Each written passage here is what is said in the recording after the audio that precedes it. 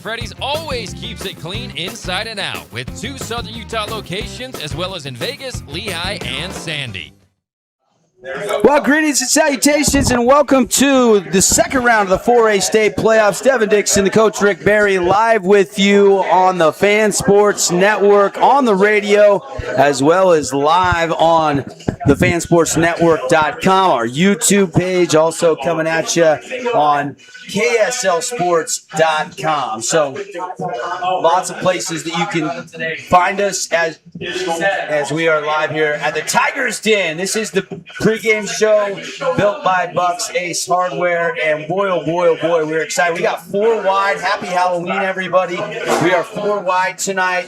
We've got Pineview at home. We've got Crimson at home. We've got everybody, including Snow Canyon and Hurricane. So 4 Region 9 teams all at home tonight. And man, oh man, it doesn't get much better than that. Now, I know the default time, normally 6 o'clock, but it is Halloween. So statewide, a lot of games being played as the default time is shifted on a holiday to 4 o'clock. And Coach Barry, let's play some footballs. This is where it really starts to get interesting. You know, last week was fun, but Dixie and Desert Hills both bowed out. Now we've got 4 home games, all lower seeds. So time for Region 9 maybe to show what they're made of. On the flip side, the Highland Rams come down to take on the Hurricane Tigers, and they looked really good knocking the Flyers out. And they went undefeated in their region season last year as they made the drop from 5A down to 4A. Well, obviously, Devin, you're talking about this is the time of year, and this is when you're excited. You know, if kids aren't excited to play at this time of year, something's wrong. This is what you put in all the sweat and tears through the weight room from January all the way through, and you got summer that you're in there conditioning and you're in the weights. You got your 7-on-7 programs. You got your summer camp.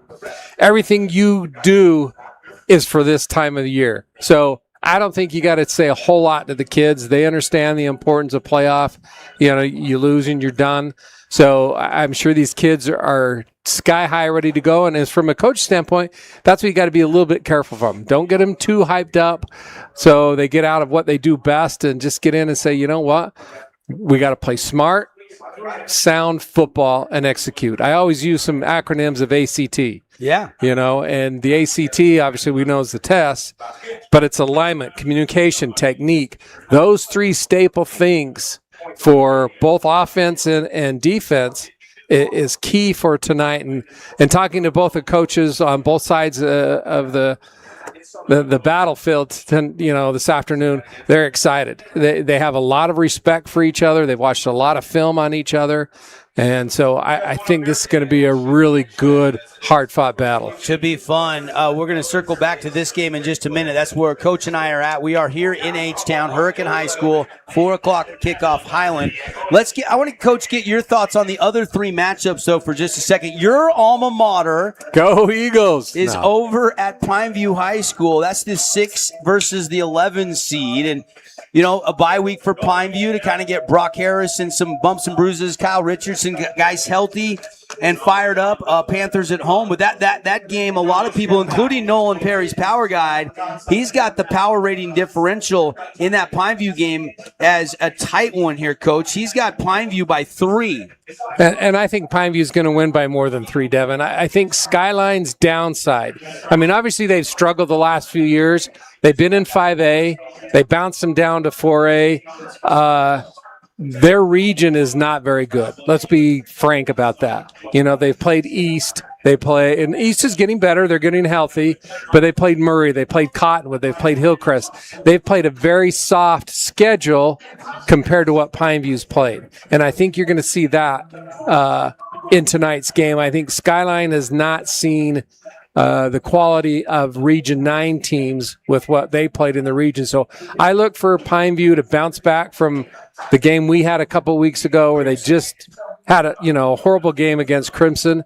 I think they're going to regroup. I look for them to come out and to have a big game, and I think that's going to be a little bit more lopsided than what Perry says. Skyline did drop 53 on Tooele, but that's another matchup where, you're not sure exactly what to expect. So it can be fun. And Devin, that comes back into play when you play that many teams that aren't very good. The Tooelas, the Hillcrest, the Cottonwoods, and nothing against those programs, but in reality, they're not very good, and you're not going to get tested. Then all of a sudden you get thrown into the playoffs, and at this point in the second round, we're going to move on, lose and go home. Well, and everybody's that much better, and they've scouted that much better and different things. So I think the soft schedule is going to come back to hurt Skyline a little bit. The other game we got streaming this afternoon, Paul Ratliff, Cody Wilstead over for the Snow Canyon Green Canyon game. It's the Clash of the Canyons, Coach. And Perry's Power Guide got Snow Canyon by 1.2 differential in the power ratings. They knocked out Green Canyon, did Desert Hills 10-3 last week. Snow Canyon, of course, fresh coming off the bye. Yeah, and I watched a lot of that game. I streamed a lot, and neither offense could do anything. So the strength of Green Canyon is obviously their defense. Offensively, they just really struggled. They couldn't throw the ball very well. They couldn't run. They had one big play that really accounted for their touchdown. So I look for Snow Canyon to really set the tone. If they can get some pass protection and they can give their quarterback some time, we've said this all year long. When he has time, he can hurt you. He's done very well. He scrambles well. He keeps his head up. If he can have time, I think he's going to pick apart Green Canyon a little bit. And I don't look for Green Canyon to score very many points. So, again, I'm going to go with Region 9 and say Snow Canyon gets that win. The third game that's noteworthy down here in southern Utah, Crimson Cliffs, the number 2 overall seed. Of course, Ridgeline is the number 1 seed. Ridgeline plays East tonight. But Crimson is hosting Timpanogos. And, Coach, you and I did the Pineview Timpanogos earlier in the season. And offensively, they've got some guys, but defensively, they really struggle against Pineview, which does not bode well against Crimson Cliffs. No, it doesn't. Coach Stokes is going to find them, and he's going to find them early. Like you said, we did do that game, and that was a hard game for me to do because as I watched Timpanogos, and I know Justin Anderson, they did not line up properly. They were beat by alignment. They were outflanked. They didn't take a cutback away. They didn't make adjustments. So from a defensive standpoint, I was very frustrated. It was hard to watch Timpanogos' defense because they gave up a lot of yards. I mean, gosh, how many did Richardson have? 300. Yeah. They ran the ball all over him, and I don't see that changing unless they do. Yeah, now, it might be Van Daly, Cade Shaw, and Tonawai collectively, but those three could go over 300 again. Well, and Timpanogos has a decent offense. Their quarterback slings the ball. They have a couple big receivers. They have one receiver that I thought they didn't utilize well enough that I thought was a stud. But that Pineview game, false start. They started behind the sticks early in the game a lot, and then they had to start forcing the ball. He just was out of sync that whole first half, if you remember, and then he settled down the second half, and they started throwing the ball a bit. He can't have any hiccups, or it's going to be ugly early. But, again, Crimson's going to roll through that one, and, they'll be able to play some kids probably in that second half, and hopefully, games like that, you just cross your fingers and we can stay healthy. All right, the other games in 4A tonight outside of Region 9, of course, the other one, Hurricane Highland. We're going to dive into the Sport Court pregame show and talk all about that here in just a couple minutes. But Mountain Crest and Stansbury tonight. That is a game at Mountain Crest High School. Provo is hosting Salem Hills. Ridgeline and East. Skyview is hosting Park City. So those are the other 4A second-round matchups. One other one to keep tabs on, the number 1 overall seed in 3A, Cedar City. They are hosting Ogden tonight. Would have been round 2 of the Iron County Showdown, but Canyon View lost 14-12 to Ogden. Which was a surprise. Yeah. That was a big upset, and I was surprised to see that. And I think you look at Cedar, and in that bracket, they're destined, I think, to play Morgan. Morgan has got Richfield tonight, and they're 4-touchdown favorites. But you can't throw Grantsville. Grantsville, and even Manti, both those schools are very well coached. They play hard. You got to have a good game to get past those guys. Yeah, there's some good 3A football in the state of Utah. Some of the notable 5A games. Woods Cross Olympus looks like a tight one tonight. Fremont and Alta looks like a tight one tonight. Fremont's got one of the most decorated recruits in the state playing for them. And then some of the 6A games, Lehigh American Fork looks like a pretty juicy matchup tonight. Syracuse Westlake could be kind of a tight one. Harriman Weber. Yeah, I think you throw all those out and say I'm going to go to Lehigh American Fork. Yeah. I mean, that's going to be a dogfight right there. I think and you've got a lot of D1 kids that are on that field tonight for that game. So that'll be a fun game to be able to watch. No question about it. All right, we are live at Hurricane High School. That's your Region 9 live show built by Buck's Ace Hardware. Also brought to you by Honolulu Grill, Finley Subaru, Mountain Mike's Pizza, Grass Creek Construction, The Stretch Lab, Handel's Homemade Ice Cream, Kabuto Sushi and Ramen Bar, The Back Nine, the second location open. We were at the grand opening last night. That place is amazing. And Roni's Mac Bar. When we come back after a quick timeout, we're going to dive into pregame. We got keys to the game, coaches' comments, starting lineups, and everything you needed to know before kickoff tonight. It's the Hurricane Tigers and the Highland Rams coming up next on the Fan Sports Network. Nets on Fire is the place to hoop in Southern Utah. Elevate your game with group or individual training with elite coaching. Hustle to netsonfire.org to learn more and see why so many rising stars hoop at Nets. Nets on Fire, building champions on and off the court. Best Friends Animal Sanctuary in Kanab is open daily for free family fun. Take a tour, volunteer, hike a trail, or bring home a new best friend. Visit Best Friends today for magical memories that'll last forever. At Finley Subaru, we win for our customers. From the first handshake to you driving off the lot, our team runs the perfect game plan every time.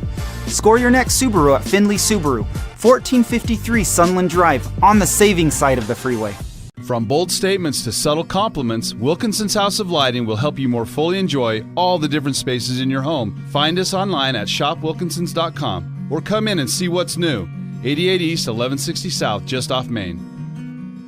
Hi there, Dr. Cody Johnson from Johnson Pediatric Dentistry. Just like any good sports team needs a game plan, your child's dental health needs one too. Call us or check us out online. Don't forget to ask for our new patient special. Johnson Pediatric Dentistry, keeping your kids' teeth in championship form.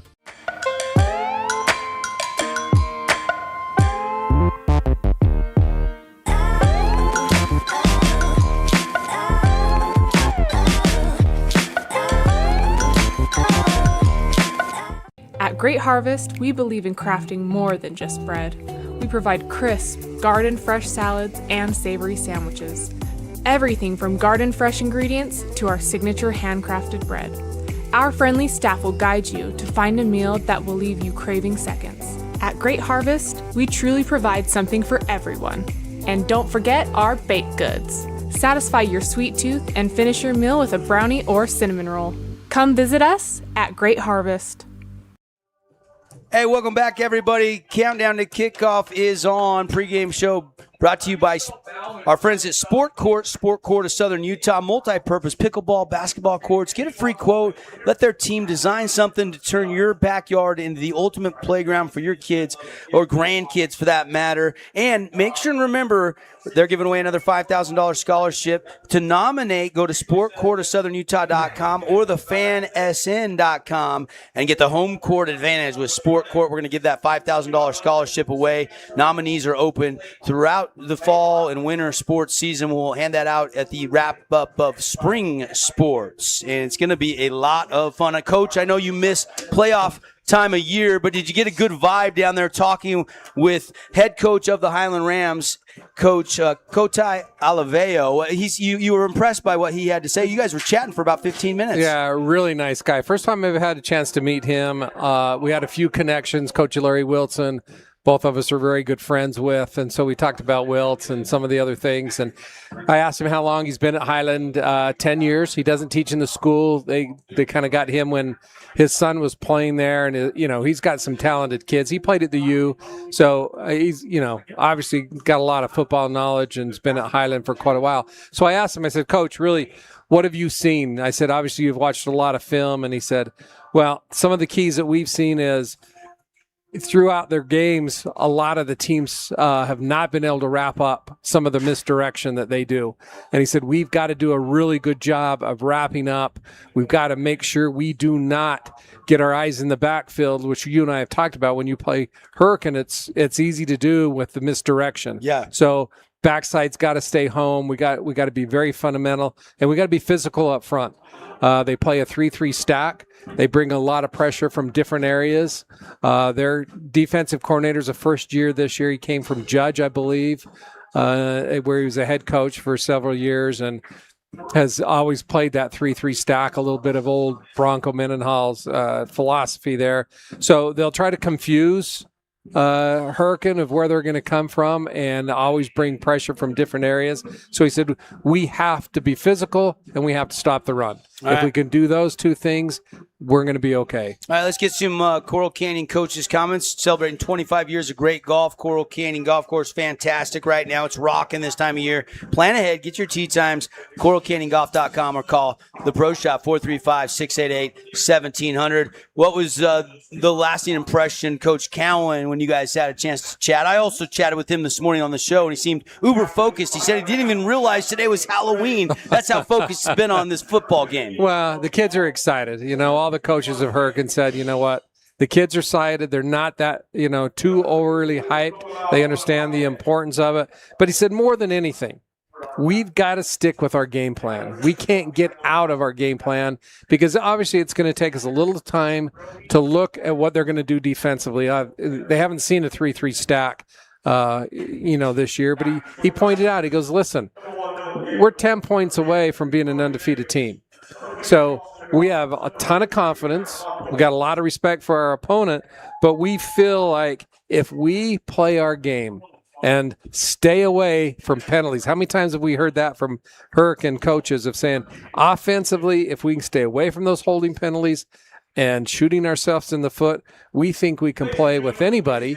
So we just have to get back to basics, do a good job up front on offense of blocking, stay away from penalties, stay with the game plan, and we're going to attack that 3-3 stack. All right, those are your Everbowl keys to the game. We'll check back on the Everbowl keys to the game at halftime. We'll see coaches' assessment on how they're doing. And Everbowl, it's where St. George gets their superfood fix, their delicious acai bowls in the Red Rock Commons next to Dick's Sporting Goods. All right, we're going to take a time out for our national anthem. We're going to come back, and we're going to get you our Finley Subaru Star Watch and the Kick. It's the Rams and the Tigers coming up next on the Fan Sports Network. This week's edition of TGIF on stgeorgenews.com. TGIF is your weekend adventure guide to all the fun and exciting things going on in Southern Utah this weekend. Find this week's edition at stgeorgenews.com and click the shows on the menu tab. Have a blast this weekend. We love giving back to our community, and over the years, we have provided vehicles for families in need, supported local charities, and helped train our first responders. Dealer Collision, your place for collision repair.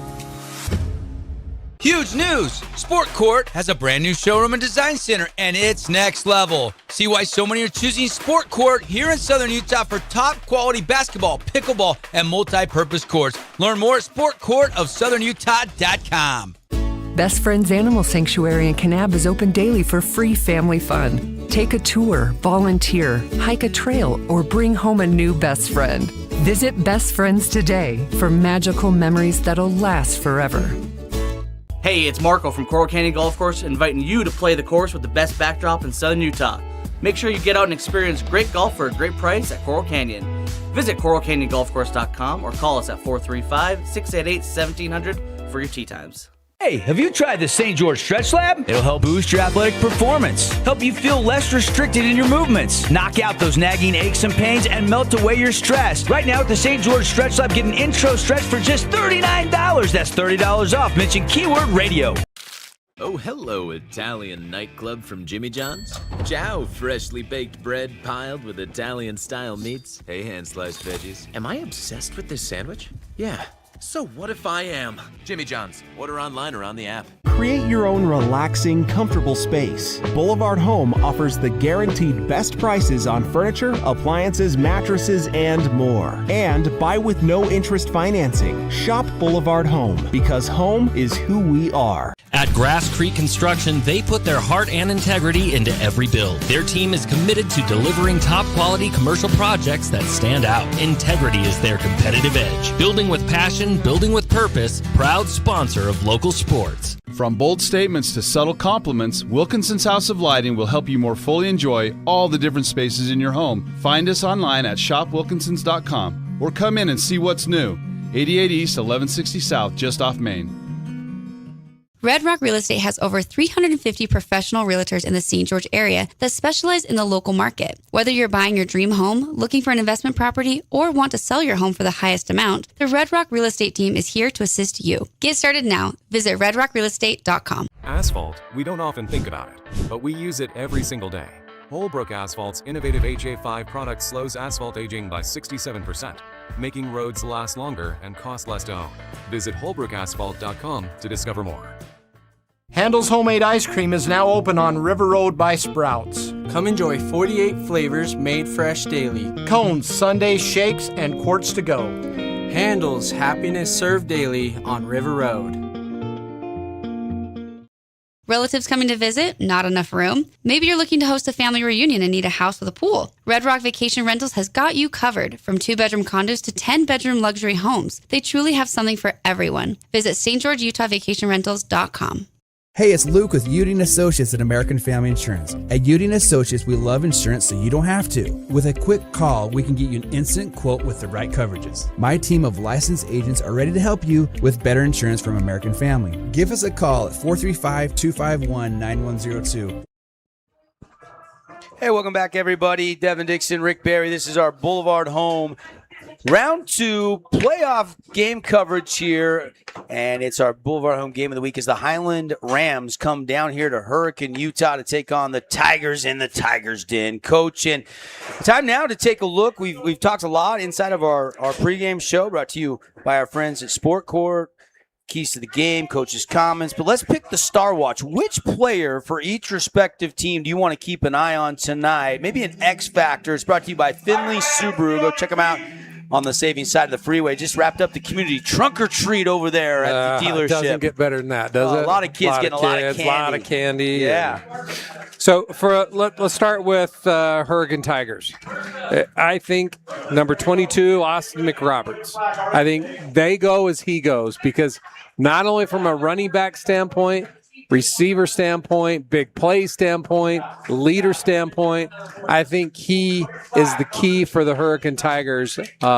If he has a big game, I think they're very successful. 902 yards rushing, 6 touchdowns on the ground, and you're right, 25 catches, another 288 yards receiving. So he's a guy that they can get the ball any way they can in open space, and good things will happen. Yeah, absolutely. And like you said, he's the guy you want to get him in space. I don't care if it's handing off or getting, bubble screens or whatever, throw him the ball, but you want to get the ball in his hands. He's electric. He's got some good speed. He's quick. He's not overly big, but I tell you what, he makes you miss. Yeah. So he's definitely one that I'm sure Highland looks at and says on film, hey, we got to contain him. Obviously, we'll see Clyde and Jacobs and Dylan Gabriel all run the ball. Maybe R.J. Allred will get some totes as well. And then watch out for C.J. Trump, the other really talented receiver that they'll go to other than Austin McRoberts. Leading tacklers for the defense, Jackson Weiniger and Matua. Matua has been a beast on the defensive line. I think he's a first-team All-Region kid, and he's only a junior, very talented. And you heard the coach say this morning on your show that he's our MVP on defense. Yeah. He's a kid that's a coach out on the defensive. And come on, his dad was a coach and a player. He's high IQ. Yeah. He's grown up with football, and so he's got a high IQ on that. Loves to play the game, and you got to account for him because he will create havoc in the backfield. And quickly, our Finley Subaru Star Watch for the Highland Rams. Who do they really need to contain in this game? They do a dual quarterback system. We'll see Bauman and Dalton both play quarterback. If last week is any indication. Well, they want to establish the run. They want to set that run and run the ball. And Devin, they've got an unbelievable freshman that totes that ball. And Ripley's he's a kid that, is doesn't even have his far, driver's license. Yeah, he's far and above his age, talent level. So I think that the dual QBs and that whole line of scrimmage is what Highland really wants to establish. All right, put 12 minutes on the first quarter clock. The kickoff is in the air, and it's returnable from the 10. Going to left side, outside the numbers, down the sideline to the 30, 35-yard line, tripped up, and that's where the Highland Rams will set up shop right at their own 30-yard line. And in the opening possession of the game, who will we see at quarterback? Dalton wears 15. Bauman wears 16. And Dalton's more of the throwing quarterback, and he is the senior, and he is out there to command the offense. We probably will see Bauman, and he's more of the running quarterback. He also had a pick six in the Dixie game last week. He's the starting DB for this Highland Ram team. I think one thing for us to see really early, Devin, is the line of scrimmage battle here. Highland's offensive line is big. They've got some very big kids, some size up front, and they're going to want to establish that. So, again, all these games, when you get to this level, who wins the trenches? And I think, that was exactly what Highland's coach was talking about. He said, you know what? Yeah, we've got some size up front, but we've got to maintain our blocks and put pressure on the defense. All right, they had to go find a football. Highland wants their football, so they've got it. Now we're ready for play. 1st and 10, going to throw. Dalton in trouble, stepping up. Now he's going to run, and he's going to fumble, and the ball is loose. Matua couldn't get it, and it goes off of his foot out of bounds, and it'll stay Highland ball. There is a flag in late, and they'll mark it where it went out of bounds, or they'll bring it back to the spot it was fumbled, I believe. Yeah, that's a new rule in high school football this year, is where the fumble happens, not where the ball goes out, which is very fortunate for Hurricane, because that would have been about another 6 yards there. Near a first down, yeah. But he took a big shot, and he's going out. I mean, if you watch that hit, he takes a shot right in the thighs, and he stayed down for a little bit. But you can see the ball went out past the first down marker, but it will come back. Unsportsmanlike conduct against the Tigers called. So that's going to be a 15-yard penalty.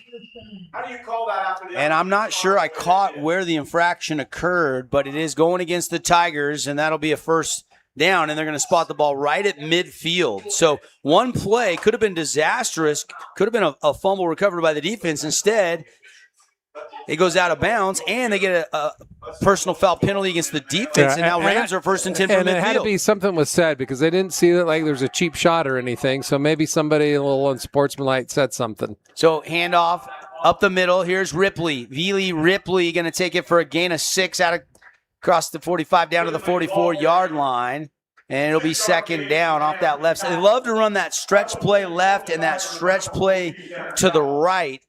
And Coach Cowan this morning was saying, hey, we stopped practice and we had to go over some things because that stretch play, we saw what they did. They must have ran it 10, 12 times successfully against Dixie last week. Well, and if they can shorten the game, speaking of Highland, by running that and getting up 5 and 6 yards at a crack, that's exactly what they want to do. They want to keep Hurricanes offense off the field and maintain and keep that clock running. Run up the middle for a gain of 2. It'll be 3rd down and 1. And Devin, you notice Highland is very deliberate. Okay, they're going to huddle. They're going to get the play. They're going to take their time and really put pressure on the defense of saying, you know what, we want to be out there and control that line of scrimmage and the ball. Therefore, we're going to control the clock. No Salvino, one key injury for the Hurricane Tigers. Peyton Salvino is out. They're going to hand it off on 3rd down. Ripley on that stretch play gets the corner, gets his shoulder squared, running north and south. He's going to pick up the 1st down. Only needed a gain of about 2 to get the sticks moved, and that's a huge, fabulous Freddy's 1st down after he picks up nearly 6.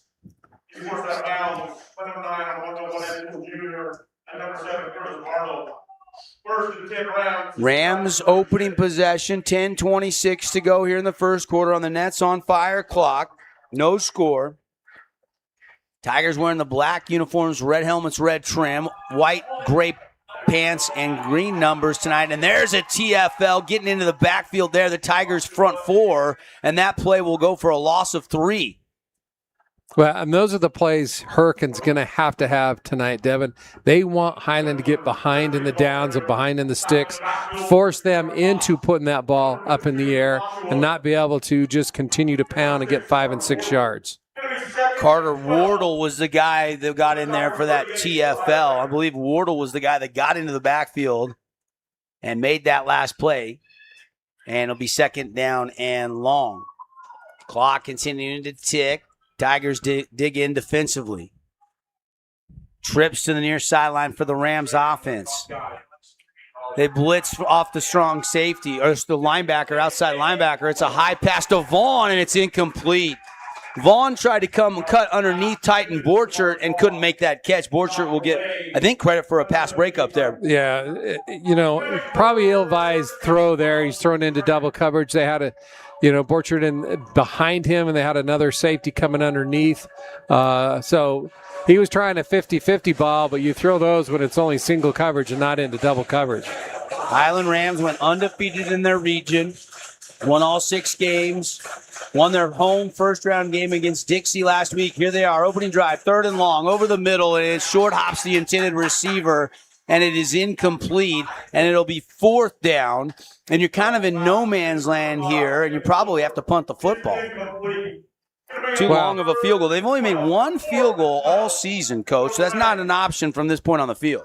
No, and again, this shows why they want to run the ball and control the line of scrimmage. They don't want to get in passing down situations. Caleb Koliker standing back in midfield, ready to kick this for the Rams. Nobody back deep for Hurricane. Empty. So they're just going to let this bounce. Safe punt formation for Hurricane. Yeah, and he kicked it into the end zone. Kicked it too hard. And Koliker's like, my goodness, I needed to put a little bit softer touch on that. Well, and angle it out of bounds. When you don't have anybody back there, you can pooch it a little bit, take your time. But kind of a wasted field position there, really. I mean, if you're going to kick it there, you might as well be going for it. So it's a little bit of a break of Hurricane. Yep. And now here comes the Hurricane Tiger offense for the first time this year, led by Dylan Gabriel. All-purpose guy. He can run it. He can throw it. It's a 3-year starter here, the senior. 67 out of 109 for 1,051 passing, 9 touchdowns. But the running, over 900 yards rushing. And they'll do a reverse, and here comes McRoberts. He'll stutter step, but get tripped up anyway. A good open field tackle made by Jackson Falau. Well, it's exactly what Coach was referring to. Is when we get there, we need to wrap up and make the plays and not let him get around. So really nice tackle, shoestring at the feet, and not letting him get there. Because if he gets past here, that's at least another 10 yards. Falau had a huge game in that win last week for the Rams over the Dixie Flyers. Had a couple takeaways, scored a touchdown. Take another look. Watch Falau come in there low, stay with the play, and tackle McRoberts at the 21. Play action in the backfield. Gabriel's going to zip it. It's complete. Breaks a tackle. Running for yak yards. Pulling the defender and out across the 30. That's going to be a fabulous Freddy's first down. That's a tough yak play there by Bradley Rose. Yeah, Rose is hit, probably only about a 5-yard route. And as you can see here, he makes a little bit of a break and has 3, 4, 5 different guys that he carries past the marker. Correction, that's 6 Wardle, not 5 Rose. My mistake. So great play by Wardle there. At a glance, I thought it was 5. It was actually 6. My mistake. You got better eyes than I do up here. 1st and 10 Tigers. Well, I missed it the first time on that far side of the field. 1st and 10. Dylan Gabriel out of the shotgun. Going to hand it off. Running wide. Here comes Clyde. And Clyde is smacked down at the 35-yard line. Connor Clyde, 5'9", but he's a tough runner, and that was a good open field tackle. Well, this is going to be interesting, Devin. Hurricanes talked about we want to stay with our game plan, but if you look at that if we can run that back and look at the preset of their defense, they got, I want to show, we can't see the angle there. There's no safety back there. Look how many guys are sitting in the box here with no safety in the back. So, to be honest, we've got the full team within 6 yards of the line of scrimmage.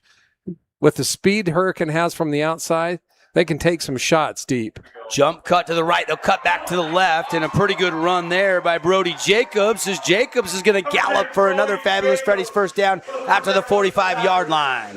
And with 10 guys in the box, if you can't stop the run with 10 guys, it's going to be a long night, because I'm telling you what, they will continue to pound and be able to get something over the top in the middle of the field. And I love Dylan Gabriel getting out and lead blocking that for his running back. That's a tough quarterback right there, lead blocking.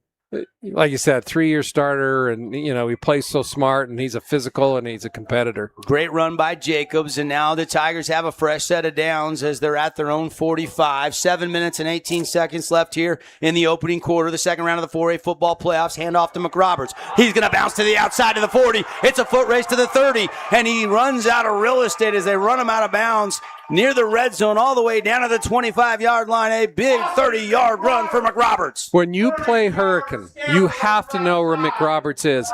So if he lines up on one side, okay, let's pause it right. Well, let's see if we can line this up here. Let's come back just a little bit, and we can stop it at the formation. Okay, so he's here, right? Well, we missed it. Okay, I have to know if he's lined up on this side, his misdirection's coming here.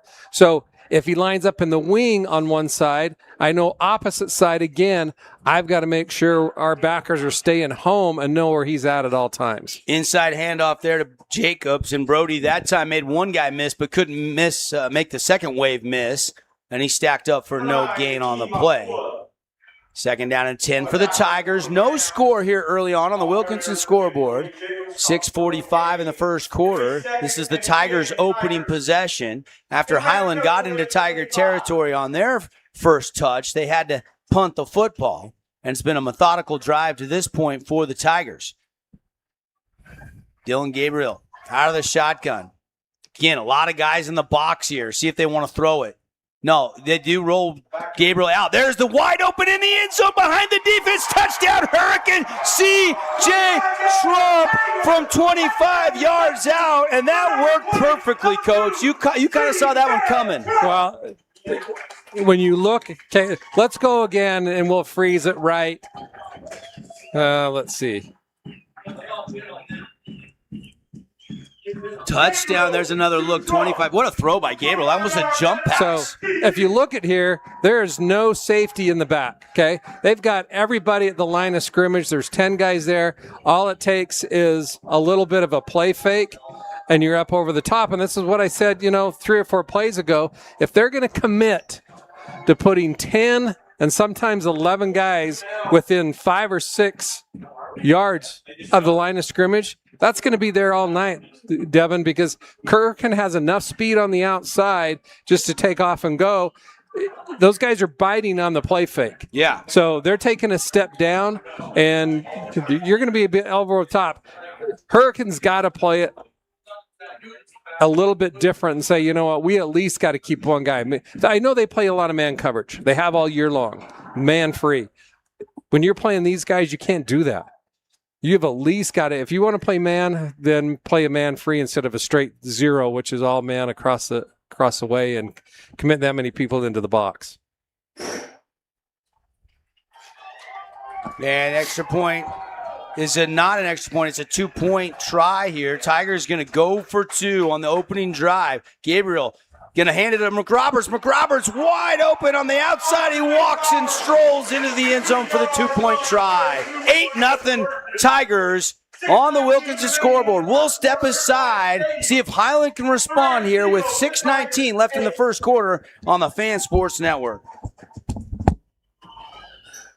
Hello, sports fans. It's Boo and Nick from Highland Grill. Come get a taste of the islands. Try our famous Kahlua pork or tender teriyaki chicken, and you'll love our mac salad and sweet sauce on your rice. Don't forget to try our original Kava 8 at Highland Grill. It's game time. Hey, St. George, this is Brian. I'm the new owner of your local Everbowl. Looking for a delicious, nutritious meal? Come to Everbowl. Our acai bowls are packed with superfoods to fuel your day. And it's where Region 9 sports fans fuel up. Today's game is brought to you by Back 9 Golf. Ronnie's Mac Bar, Scooter's Coffee, Red Rock Real Estate, and Holbrook Asphalt. Hey, welcome back, everybody. The Tigers Den rocking. We got Halloween football, baby, playoff style. It's a squib kick, and it hits the up back, picked up, and then, oh my goodness, a dealer collision, big hit. That had to hurt as he just gets munched by one of the special teams players for the Hurricane Tigers. But because it was a shorter kick, they will get decent field position at the 30-yard line. But how about that opening drive for the Tigers, and then rolling the dice, going for two, Coach, up 8-0 just in the blink of an eye. Yeah, and again, a good call by the offensive coordinator of seeing that, they're committing 10 and 11 in the box. You just can't do that. Hurricanes not just a run team. They've got weapons on the outside. They got a quarterback that can throw the ball, and they'll hurt you. So you can't commit that and play man free and put everybody in the box like that. They'll run it up the middle and pushing, and then finally stood up for a gain of about 3 yards.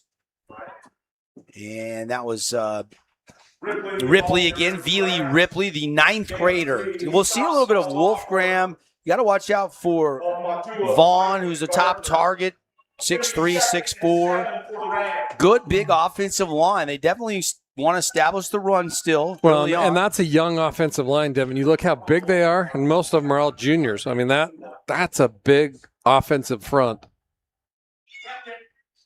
And they'll run it again, and a short gain of just a couple more, and it'll be 3rd and medium.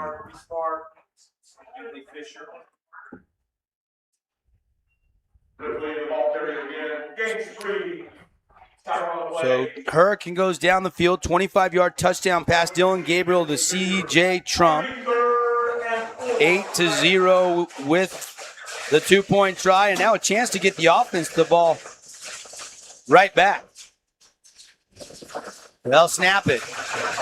Dalton going to wing it, and it is not caught. He diving on the sideline full out, but he could not make the catch, and it'll be 4th down, and the punt will have to come off for Highland. And really good coverage by Wardle again, Devin. He was not open. We had two guys, one underneath and one over the top of that yard, a little 6-yard out. But again, this is not Highland's strength. They're not wanting to get 3rd and long and behind the sticks. Over at Crimson Cliffs, a Flynn Company's Region 9 update. 3 runs for the Crimson offense and a touchdown by Van Daly. And then a muff punt gave Timpview a short field. They scored, but Crimson has ran it in again. So they're up 13-7 over at Crimson Cliffs. Good return for the Tigers. This is going to be going into Rams territory. Finally flung down, ball loose, but they blow it dead as turf can't cause the fumble. And that's about at the original line of scrimmage, isn't it? Or is that the line to gain? But this is going to be Hurricane ball at the 35. Well, and you know what? If I'm Highland, I look at that and say, okay, if McRoberts is back there, I am not kicking it to him. That's a big mistake, again, on your special teams of recognizing who's back to receive the punt. Okay, we know he's dynamic. He's a runner. He's quick. Kick it out of bounds and kick it away from him, and they kicked it right to him, and they paid the price. Green Canyon, another Flynn Company's update. They score, and they get a 40-yard field goal. They're up 9-0 right now on Snow Canyon. Wow, that's more offense than they had all last week. Yeah, they scored 10 last week in 4 quarters against Desert Hills. Gabriel, play action, going to roll to the left, sets his feet, takes a shot, bounces off of it. They don't wrap him up. And now Gabriel's got some room down the sideline inside the 30, and he'll turn a little lime into lemonade as he ends up picking up 5, and it looked like he was dead to rights. A lime into lemonade. That's a new one for me, big guy. You're a magical if you can do that. They call it limeade. There you go. I love the toughness that he has. I mean, like you said, he's a runner, and he's ran a lot over the years, as well as throwing the ball. And Gabriel's just, he's an athlete, and so you got to wrap him up like you do a running back, or he's not going down. Gabriel has the snap. He'll hand it off to McRoberts. McRoberts trying to find a little crease and cannot. He'll lose. Looks like a yard on the play. One other early First quarter, Flynn Company's update. Big run by Skyline. They take a 7-0 lead with about 33 seconds left in the first quarter over at Pineview. See, and I really thought Pineview would bounce back after that game 2 weeks ago. To go still. You know, there is a lot of game, but that was such a deflating game for them. I really thought they would bounce back, and so we'll see. Hopefully they get things together these last 3 quarters. So right now, Pineview and Snow Canyon trailing, Crimson and Hurricane leading in the 4 Region 9 games being played in the second round of the 4A football playoffs here in the state of Utah. Out of the shotgun, Gabriel claps for the ball. McRoberts gets the handoff, and he will be close to the first down, but he's going to be a yard shy of it. It's going to be 4th and 1, and now decision time for Coach Cowan. And he's telling everybody to get back on the sideline. We've got a Highland Ram D lineman down. And that gives Can't get a number here yet. That does give Coach Cowan some time to decide what he wants to do. Does he want to try a field goal, or does he want to try to get a yard and keep this drive going? Yeah, I think they want to put the medal down, and I would be very surprised if they don't go for it. Tonight's game brought to you by Mountain Mike's Pizza. This week's Mountain Mover Award, Dixie center Zeke Aldridge. I know the season came to an end to the Highland Rams last week, but Zeke, 4th out of 5 brothers to play at Dixie High School. He bleeds blue. Coach Will Liebert had nothing but good things to say about him, so congratulations to Zeke Aldridge of Dixie High School, this week's Mountain Mike's Mountain Mover Award recipient. Also, shout out to our friends at the Back Nine Golf. We had a party. Where were you last night, Coach? I didn't get the invite. Man. Grand opening, their second location over there just off George Washington across from the River Road Summit Athletic Club. About 1,000 people last night. We had it closest to long drive, food vendors, trunk or treat. It was the place to be last night, and really, really cool new facility. The Back Nine has opened up here in southern Utah. And we appreciate Roni's Mac Bar, another great sponsor, now open in the Red Cliffs Mall. Your mac and cheese, you build it your way. It is delicious. They're getting the card out, so we're going to take a timeout. Timeout's brought to you by Luke Udy at American Family Insurance. We'll be right back. Steak is so freshly grilled, you can still hear it sizzling. I can hear it too. Me too. Actually, it's the Cheesesteak? grill. Grilled right in front of you. It's a Jersey Mike's thing. You could wander around a warehouse store forever and never find the one thing that can make all the difference. A helpful face? Now that's something to consider. Everything your local Bucks A stands for is written on our faces. Welcoming, neighborly, knowledgeable. When you're in need of a helpful face, visit one of our 3 Southern Utah locations. Flynn Group plays to win. From commercial to residential projects, we deliver the total building envelope. Roofing, glazing, and architectural metals. Championship quality every time. Flynn Group, we've got you covered. Asphalt. It's not something we often think about, but we all use it every single day. Holbrook Asphalt knows how vital good roads are for our communities. University research has shown Holbrook Asphalt's innovative HA5 product slows asphalt aging by an incredible 67%. This means your pavement assets last significantly longer and cost less to own. Holbrook Asphalt. World-class pavement preservation right here in southern Utah. Visit holbrookasphalt.com to discover more. That we're checking on the injuries. We welcome you back. Number 53. That is a scary injury. That is Cece Afinoa, ninth grader, big ninth grader, isn't he, Coach? Oh, my gosh. And he's ginger. He's not putting a lot of weight on that one leg. It's like I mentioned earlier. You look across their line, both offense and defense, the majority of those big kids, you look at 99, Polini Jr., Noah Jr., Shaw Jr., and the kid just coming off right now is a ninth grader. They are big up front. Yeah. And young. 4th and 1 offense staying on after the injury timeout. Again, brought to you by Luke Udy at American Family Insurance. Gabriel going to run it out of the quarterback position. Going to pick up the first down and more down to the Red Rock Real Estate red zone. Give them the 20-yard line. 1st and 10 Tigers. They convert on their first 4th down try of the afternoon. Well, it's a good sign for Hurricane when Hurricane had a yard to go, and Highland put all 11 in the box, and they were still able to push that pile 3 or 4 yards back. Fresh set of downs, another Fabulous Freddy's first down. You can now choose your touchless or brushes when you go to the 2 St. George Fabulous Freddy's. Check out their delicious splash drinks, Ike sandwiches at the Bluff Street location, their famous pink sugar cookies. They got it all for you over there at Fabulous Freddy's. And get the gas discounts when you wash your car as well, so you can save money at the pump. They hand off to McRoberts, and there's nothing there. Well, Lost half a yard. Yeah, a little mix-up there at the backfield. It looked like McRoberts didn't have quite a handle on it to begin with, and so I think everything got messed up a little bit at the point there. So second and 11. I think you're going to see them maybe put that ball up in the air a little bit here again. And again, Highland's got everybody in the box. They're committed to stop that run. Tigers again, bunch formation, 2 receivers set.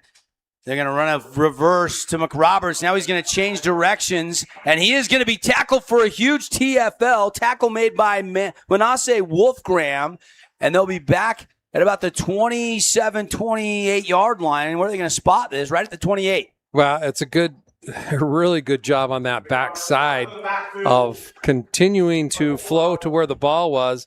He had nowhere to go at that point. So I'm kind of surprised, Devin, that the play before, again, you had everybody in the box. Hergen needs to make him pay for that. It's wide open on the back end. You want him to throw it. And they probably have to here. 3rd and long. We'll call it 3rd and 18. Straight man coverage. Now timeout taken by the Hurricane Tigers, and we'll take it with them. Timeout's brought to you by Luke Udy at American Family Insurance. We'll step aside. Quick 30-second timeout.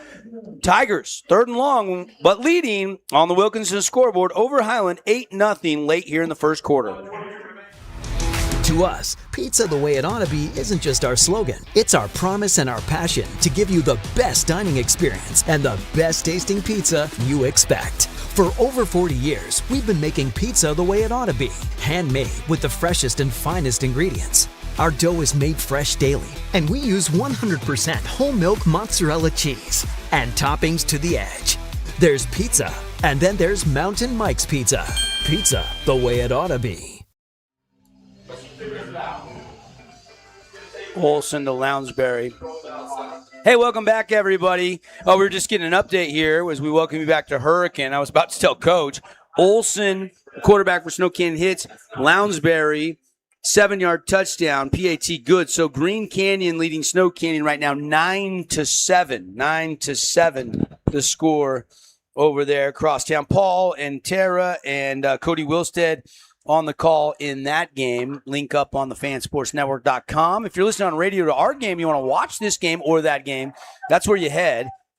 Thefansportsnetwork.com. Go to the Region 9 tab, and then the links are up for both of the games we are broadcasting this afternoon.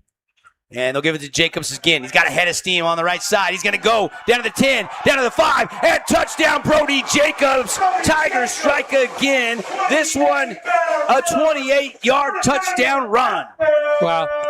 This is the other problem, Devin. When you commit that many people in the box here, okay, you've got to be a lot more disciplined of saying, we'll show you here. Okay, so this is how many people, everybody's in the box. Look at this. Where's he going? Where's he going? Okay, the ball's coming back along this side here. You've got to teach these guys that, you know what? Flow goes away. You've got to stay home, and they have no safety in the back because they've put everybody in the box. So if you're going to do that, you better be very, very disciplined on both sides and stay home and keep your guys home for that misdirection. PAT blocked there, no good, so it'll stay 14-0 Rams. We'll take a quick break, be right back, see if Highland can get the offense clicking on the Fan Sports Network. Dr. Cody Johnson from Johnson Pediatric Dentistry. Just like any good sports team needs a game plan, your child's dental health needs one too. Call Call us or check us out online. Don't forget to ask for our new patient special, Johnson Pediatric Dentistry, keeping your kids' teeth in championship form. You could wander around a warehouse store forever and never find the one thing that could make all the difference. A helpful face? Now that's something to consider. Everything your local Bucks A stands for is written on our faces. Welcoming, neighborly, knowledgeable. When you're in need of a helpful face, visit one of our 3 Southern Utah locations. Hey, welcome back, everybody. Panthers have tied things up over at the Panther Stadium, 7-7 with Skyline. Here, all Tigers. They lead 14-0, but a low kick that was blocked by the D-line, and that makes it 14-0 after they got the 2-point try earlier on their first touchdown. And the Rams, not a great return, hit and dropped. Got that first wave of special teams, and they won't quite get the 25-yard line. And this Rams offense needs to try to get something going, and that's not been easy. That opening drive it looked pretty good until it stalled out, but other than that, not much happening offensively. Well, again, if Highland can't run the ball, they really stall out. And so that's their game plan, to utilize the big guys up front. And if Hurricane can stop that run, it puts the Highland, you always look at it, Devin, and say, okay, let's take away what they do best. And I'm sure Hurricanes looked at it and say, you know what, they want to run the ball. If we can get them out of that, they're going to be uncomfortable. And that's what they've been doing so far. Glad you're with us here. 1:13 to go. And the first quarter wrapping up with Highland running it here on first down. Pretty good surge after he made the first man miss and got out to the 30. So a pickup of a little over 5 yards. And now you're second down and medium here. Good opening start of this drive for the Rams on the ground. Well, they brought in another, big guy in the backfield, basically went wildcat. And again, they're going to pound the ball until you can stop it. Second down and a long 4 here for the Rams. Getting a new school up there. Highland was built in 1956. They're going to be getting a new school. That was a big rival for me. Yeah. Skyline Highland, man. We had some great rivalry games. They'll get a kick out block, but Tanner Matua says, I'm here, and that will go for no gain, maybe even a TFL. Let's see where they spot him. Looks like right at the 30. Stop for no gain by number 52, Tanner Matua. Tanner Matua has been a beast all year long. Him and Weiniger have been back and forth, leading tackler week to week, game to game. And Matua on the defensive line, and Weiniger was the safety, but they've actually moved him to outside linebacker as of the last 3 or 4 games. Well, and it speaks a lot about Matua, when he's a junior and he's also a captain. That the rest of his teammates have a lot of respect for him when you are a junior and you've been elected to be a captain. 100%. Into the first quarter, Tigers roar up 14-0 on the Wilkinson scoreboard on the Fan Sports Network. Hey, it's Sheldon Demke. Check out the latest episode of What's on the Menu, a behind-the-scenes tour of local restaurants. We'll see some of their favorite dishes and get an inside look on how these dishes are prepared. Check out this week's episode at stgeorgenews.com and click the shows on the menu tab. Welcome to the Back Nine. We bring the world's best courses to you. Elevate your game at any time with 24/7 access to top-tier golf technology and expert PGA instructors available. Back Nine Golf is a place to improve your swing for all ages. Join us today. At Grass Creek Construction, they put their heart and integrity into every build. Their team is committed to delivering top-quality commercial projects that stand out. Integrity is their competitive edge. Building with passion, building with purpose, proud sponsor of local sports. Hey, welcome back. Some other scores to pass along here. Hurricane leading Highland 14-0. Stansbury leading Mountain Crest 14. That's a surprise to me because I thought Mountain Crest would probably give Stansbury a really good battle. Stansbury's got a great team, but Mountain Crest, they're always physical and big and play really well at home. Crimson leading Timpanogos 20-6 right now. Pineview Skyline tied 7-7. And Park City leading Skyview 7-0. Ridgeline up on East 14-7. Some of the scores to pass along for you. And 9-7, Snow Canyon trailing Green Canyon by 2. Those are all your 4A second round playoff scores. Brought to you by Flynn Companies. That one stopped short of the line to gain. It's going to be 4th and 1, and for the third possession in a row, the punt unit's going to have to come on for the Highland Rams. Yeah, you've got your receiver's got to run to the sticks. You know, he was about 2-3 yards short where he ran the route and came back to the ball. He's got to understand where the sticks are, go past that, then come back to at least a first down distance.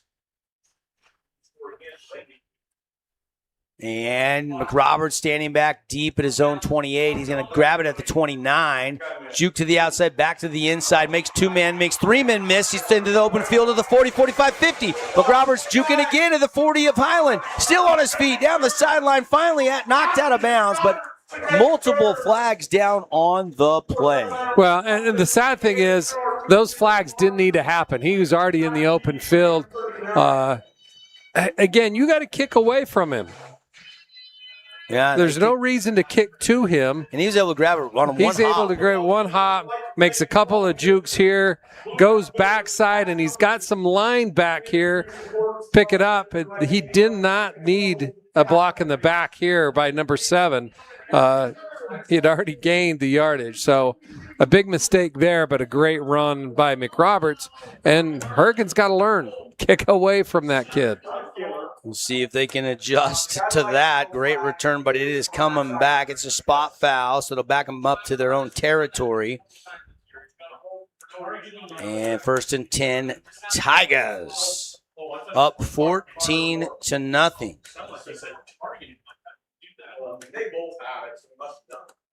Devin Dixon, Rick Berry, Boulevard Home, making your house more of a home for over 50 years, bringing you our coverage here from the Tigers Den. Coming up at the half, we'll get you the Great Harvest Bread Company halftime show, scores and reaction to this game and from around the state on Halloween. Happy Halloween, everybody. And if you're going out trick-or-treating, glad you're listening on the radio or watching on your phone as you're waiting for the kids to get back in the car. It's almost trick-or-treating time, right, Coach? Yeah, it's getting close. McRoberts, a 3-yard run on first down. Do you get a lot of trick-or-treaters at your crib? We really don't. You know, we've been at this house probably 14 years, and we really don't get a lot. Where we lived before off of Vela Lane in Santa Clara, we got a ton, right. But we don't get a whole lot. More of an established neighborhood, and we just don't get as many kids up there. Gotcha. So that means I get more candy. That's right. Extras for you. I tell Kay, we always got to buy multiple bags, but, yeah, you know, the second one's for me. Handoff inside, and Clyde is going to rumble and tumble and bulldoze his way down across the 35 to the 34 of Highland. That is a big chunk run for the Tigers offense. For the Tigers, the number 15, Clyde. Connor Clyde, look at him carry the end of the run for 4 or 5 yards. Again, Hergen's offense is tough to defend because there's so much misdirection. And you don't see that, Devin. That's what's hard. You can't prepare for this in practice because your kids don't see it. You don't practice it. It takes such dedication of staying home in that misdirection. This is racial now, buddy. Only one reason you stopped the game. They've stopped the game, and there's no lightning. Well, what happens, Devin, and I had this only one time happen to me when I was a head coach at Desert Hills.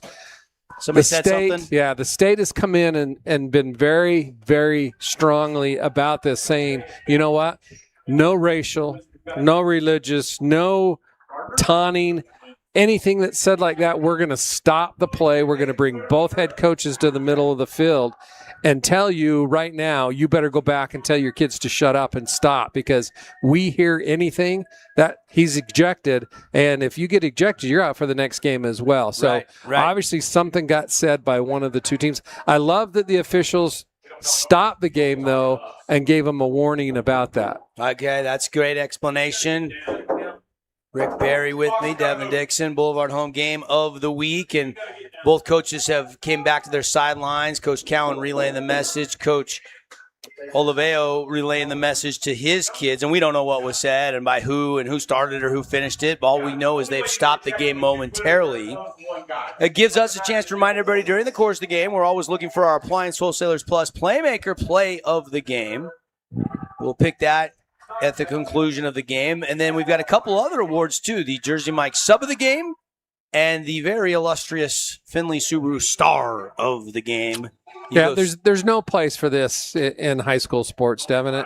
And as a head coach, when you get your team in there, you've got to let them know, listen, we can't do that. We talk with our shoulder pads in our helmet, not our mouth. I don't want to hear it. If you're the one that's doing it, you're not going to be on the field. So good job by the officials of bringing everybody together and making sure they stop what's ever going on. It's a run, and it's going to be stacked up. Borchert ends up with the ball, and he's going to get a couple. And you hope that's the end of it, right, Coach? You hope the message was sent by the officials, and you don't have to take further action. Well, and the head coaches send the message to the players of saying, you know what, this is unacceptable. And Borchert will come off after a gain of 2. So 2nd down and 8. Tigers at the Rams 32-yard line with the 14-0 lead. We've got 9 minutes and 20 seconds and ticking left here in the first half. Just a beautiful day. About 80 degrees was the kickoff temperature. And I don't think it's cooled down much, maybe 78 or 79. Just a great night for some football. Jump cut, McRoberts into the clear, second level, burst down the sideline, finally ran out of bounds after a gain of 11, maybe 12. That'll be another Fabulous Freddy's. First down. He's quick. He is quick. Like I said earlier, he's not big, but he's got a great hop, jump cut. You've really got to make sure you get him early, Devin. Yep. If you don't get him early and you get him, he gets to that second and third level, and he's got a little bit of speed going with that jump cut, he's awful hard to bring down. Tigers leading and driving up 14-0.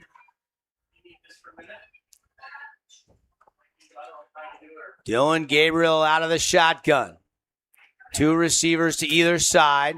Out of that gun T formation. They'll fake it, throw a slant, and it is incomplete. Good defense. Almost looked like maybe he got there a little bit early, but well timed by Andrew Craycroft, the sophomore cornerback. Great coverage. He's out there on an island, Devin, with them playing completely zero coverage, which is straight man. They're putting those corners, on an island. And as a sophomore, I tell you what, that's great coverage when it's all up to you. He saw that little slant and drove on the ball and knocked it out. As a really nice defensive job. You go back to a slow go here, slant and go? Absolutely. I'm going to work single coverage all night long. He's out on an island by himself. He is Carter Wardle with Craycroft right there in like a bump and run position. Instead, they run it to McRoberts, end around, got lead blocking, down inside the 10 to the 9-yard line. It's 1st and goal. Tigers with a 14-0 lead. Another flag. But this one could be coming back. Yeah, it looks like a post possession. Might be another unsportsmanlike as late as that came flying. Did somebody get a late hit there or a late block? Didn't look like it. Take another look if we can. Holbrook Asphalt replay. And again, if we get over 25 points, we got the big score dessert at Yogurtland after the game. Right here late. 61 going out of your screen is locked on a block.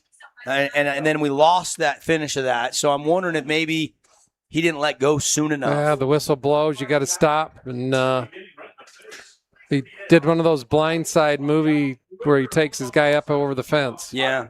No, it's actually on Highland. So maybe because he was getting blocked, he retaliated. And so that'll be half the distance. So they're down to the 5-yard line. 1st and goal, Tigers. Devin Dixon and Coach Rick Berry with you here inside of our Grass Creek Construction broadcast booth. Building with integrity is their competitive edge. Check out grasscreekconstruction.com. See some of the projects they're working on or how they could help you with your next construction project. grasscreekconstruction.com. And now we've got a timeout taken by Highland. Coach Oliveo wants to talk things over. We'll step aside. Quick break. Tigers in the Red Rock Real Estate red zone. When we come back, leading 14-0 on the Wilkinson scoreboard. Fabulous Freddy's is the locals' choice for a full-service car wash. It's fast. Have your car washed in just 20 minutes or less. Fabulous Freddy's always keeps it clean inside and out with 2 Southern Utah locations as well as in Vegas, Lehigh, and Sandy. Hey, it's Marco from Coral Canyon Golf Course inviting you to play the course with the best backdrop in Southern Utah. Make sure you get out and experience great golf for a great price at Coral Canyon. Visit CoralCanyonGolfCourse.com or call us at 435-688-1700 for your tee times. Today's game is brought to you by Flynn Companies, Intercap Lending, Nets on Fire, Jersey Mike's, and Stretch Lab. Hey, welcome back, everybody. Boulevard Home bringing you our coverage here on the Fan Sports Network, KSLSports.com. And we are rolling right along here on a Halloween from the Tigers Den in Hurricane. 8:48 to go in the game. Tigers in the red zone, leading 14-0. And a much-needed timeout right there by Coach Oliveo to just kind of steady the troops here. As Tigers have kind of got the pedal to the metal right now, mainly with the run game, even though you've mentioned multiple times they are stacking 8, 9, sometimes 10 guys in the box. Dylan Gabriel out of the shotgun. And they'll run it to Jacobs. Jacobs, nowhere to go. He's going to jump cut to the outside and then be swallowed up. Just too many Rams defenders there. Nowhere for Jacobs to go. He's actually going to lose a yard or two. Good containment by this Rams defense after that timeout by, a good coach in Kautai Oliveo, whose son, by the way, is playing for Bronco Mendenhall up at Utah State. I think he's a linebacker for the Aggies. Yeah, he's got a good bloodline. Like I said, his dad played at the U and athletic family. So I was not a surprise there. I will say this. I was very impressed with the Highland athletic department, their coaching staff, their fans. They were so hospitable. I went up and did the Dixie game last week, and it was the first look at Highland and first game I've ever done there. And great hosts up there. So thank you, Highland athletic department, for that. And Dylan Gabriel ran out of bounds. Not much doing on that run. He's going to lose another yard or two. And the Tigers 2 plays, and they went backwards. And you know what? I'm surprised a little bit, Devin, because they're going to the short side of the field over here when they're in zero coverage again. You've got that whole wide side of the field to be able to throw the ball, quick slants, and I think we're getting a shot of the entire teaching department at Hurricane. They get great seats at Hurricane High School. All the teachers there in the end zone. They have better seats than we do. They want to see a Tiger touchdown right here. You can see athletic director Marcus Matua is in the middle of that with that golf cart. We saw him bring it out when we need to text him. We need a little grub up here, so we need to get a hold of Marcus. Jacobs goes in motion. Gun T. Dylan Gabriel going to throw. And he had McRoberts, but he let him too far. It's off that left hand of McRoberts. Incomplete. It would have been a great one-handed catch. Could he have made it? Yeah, again, throwing to the short side, dragging him across the middle. I still would have liked to have seen run a quick slant with somebody going to the flat off of that onto the wide side of the field in that man coverage. Max Hutchings on for a field goal, it looks like. Hutchings, I see 0 on the field, and the holder will be, let's see, Bradley Rose looks like the long snapper, and Camden Hardy will hold this. It'll be a 26-yard field goal attempt for Hutchings. And now Tigers are going to take a timeout. Jerry Cowan says, hold everything. Gives us a chance to thank some of our other great sponsors. Scooter's Coffee. Start your day at Scooter's Coffee right here in Hurricane. Amazing drinks served, amazing staff, amazingly fast right here on State Street in Hurricane. Not far at all from this football field where we're broadcasting from today in the second round of the playoffs. Appreciate Dealer Collision and Jimmy John's. Keep those highlights coming. We want you to submit your highlights of the week at thefansportsnetwork.com. If we choose yours, we're going to give you a $100 gift certificate at Jimmy John's. And Coach is showing me some Bear Bachmeyer's getting tackled right now by a Utah. He's dragging a Utah player behind him. Was that a dummy? Yeah, that's his Halloween costume. Oh, gotcha. Is that your grandson? Yeah, that's pretty funny, actually. That is funny. I love it. Happy Halloween, everybody. Sorry, you Utah fans, but I had to laugh at that one. That's so well. They did win the rivalry again this year. Okay, so 3 years in a row. You want to stop the Halloween costumes? You better beat the Cougars, right? Whittingham knows that. 7:54 to go here in the first half. 14-0 Hurricane. And Coach changed their changed mind. his mind. He's rolling the offense back out there. Gabriel under pressure. He was sacked, swallowed up. He's still loose, and Gabriel is running. No, they blew it dead. They have blown it dead. As that will be a turnover Devin, on downs, Coach. They are very fortunate because Clyde was wide open. If we can get a picture of this, you're going to die when you see there is nobody within 20 or 30 yards of Clyde in that back of the end zone to the wide side, which I said before. Right here. This where they should be, right here. And unfortunately, though, Dylan just didn't have time, and he was trying to maneuver the pressure that was coming. And he ends up getting swallowed up. They said he was in the grasp. Momentum was stopped. They blow it dead. It is a turnover on down. So score will stay 14-0, and maybe a little bit of hope and a little bit of life for this Highland Rams offense. It's a big stop for them. It should be a momentum. That's a big stop. And, Hurricane decided not to take the 3 points and to kick it. So should be a little bit of a momentum builder for Highland going into this next series. Rams offense on the field. 3 wide to the far side of the line. Quick pass there by Bauman. Bauman gets it, and Ripley going to be ripped down after no gain. Will Bauman is in at quarterback. So, again, going with that dual threat. Both guys have played. Saw Brody Dalton the entire first quarter, and now getting a series here with Bauman, who is the running quarterback. You can see on that pass, he doesn't have as big an arm, but he's a good runner. Well, again, receiver bobbled a little bit, running back, he wasn't able to put his foot in the ground when he's still bobbling, and that resulted in the no gain. But Hurricane has done a really nice job of stopping the run and forcing them to get out of their comfort zone. And they'll blow this play dead. Gives us a chance. Flynn Company's update. Snow Canyon is trailing 16-7 right now against Green Canyon. Cade Shaw, 18-yard touchdown run. Crimson is rolling up 27-9 in the second quarter. And last report from Pineview Skyline. Skyline was leading 14-7. So those are your current Region 9 scores, brought to you by Flynn Companies. Visit Flynn Group and all they can offer you. They've got you covered. FlynnCompanies.com if you want to learn more. Bauman looking to set up the screen, and it is incomplete. Almost intercepted, Coach. That was a dangerous pass. Yeah, it went way over his intended receiver on that backside.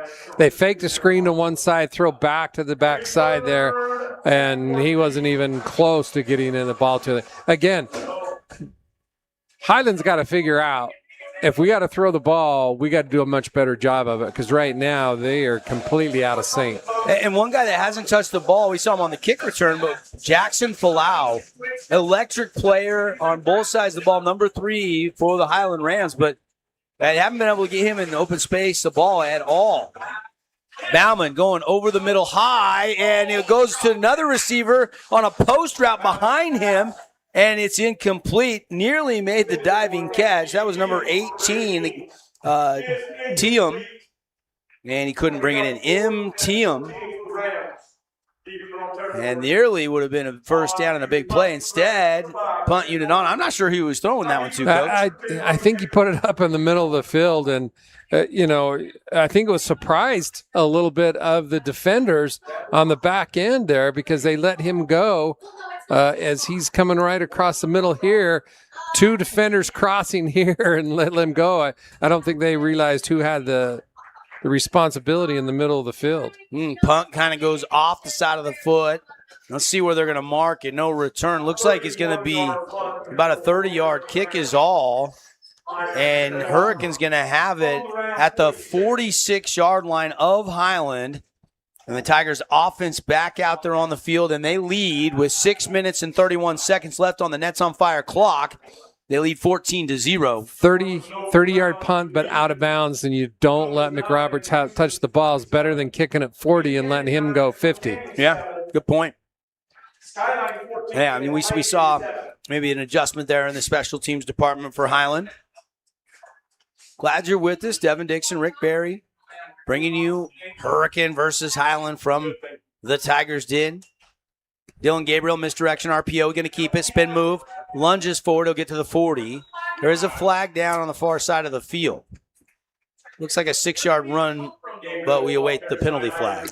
Well, if this is a holding, this is exactly what the coaches of Hurricane have really struggled with this year is penalties on the offensive line. And they're talking things over here. And now our white hat will come over, and looks like this one is going to be a penalty on the Tigers. They're about to march it back. And it's a spot foul from the hole, 10 yards off of that. And it's going to be a costly mistake there, as now you're behind the chains a little bit. But Tigers have the 14-0 lead. It's going to be first and 20. First down and 20.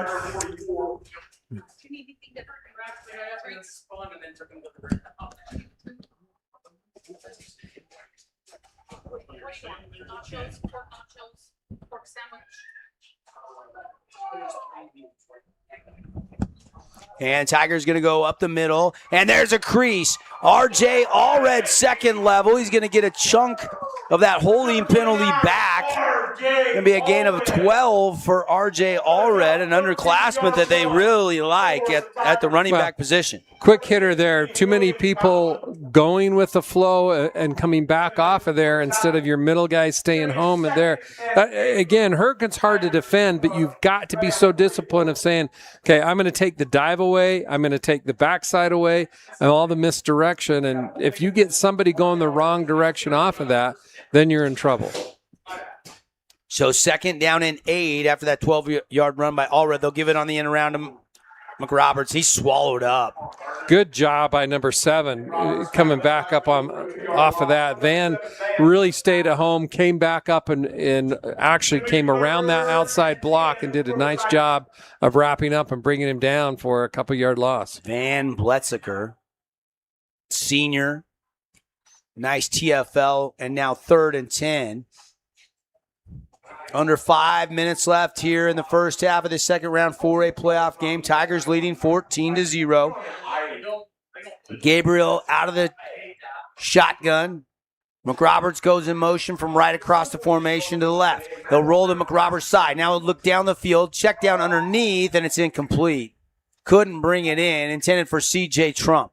Well, a lot of pressure. He didn't have an opportunity to set his feet, square those shoulders, and get the ball down there. So good job by the Rams getting some pressure and getting upfield and making life uncomfortable.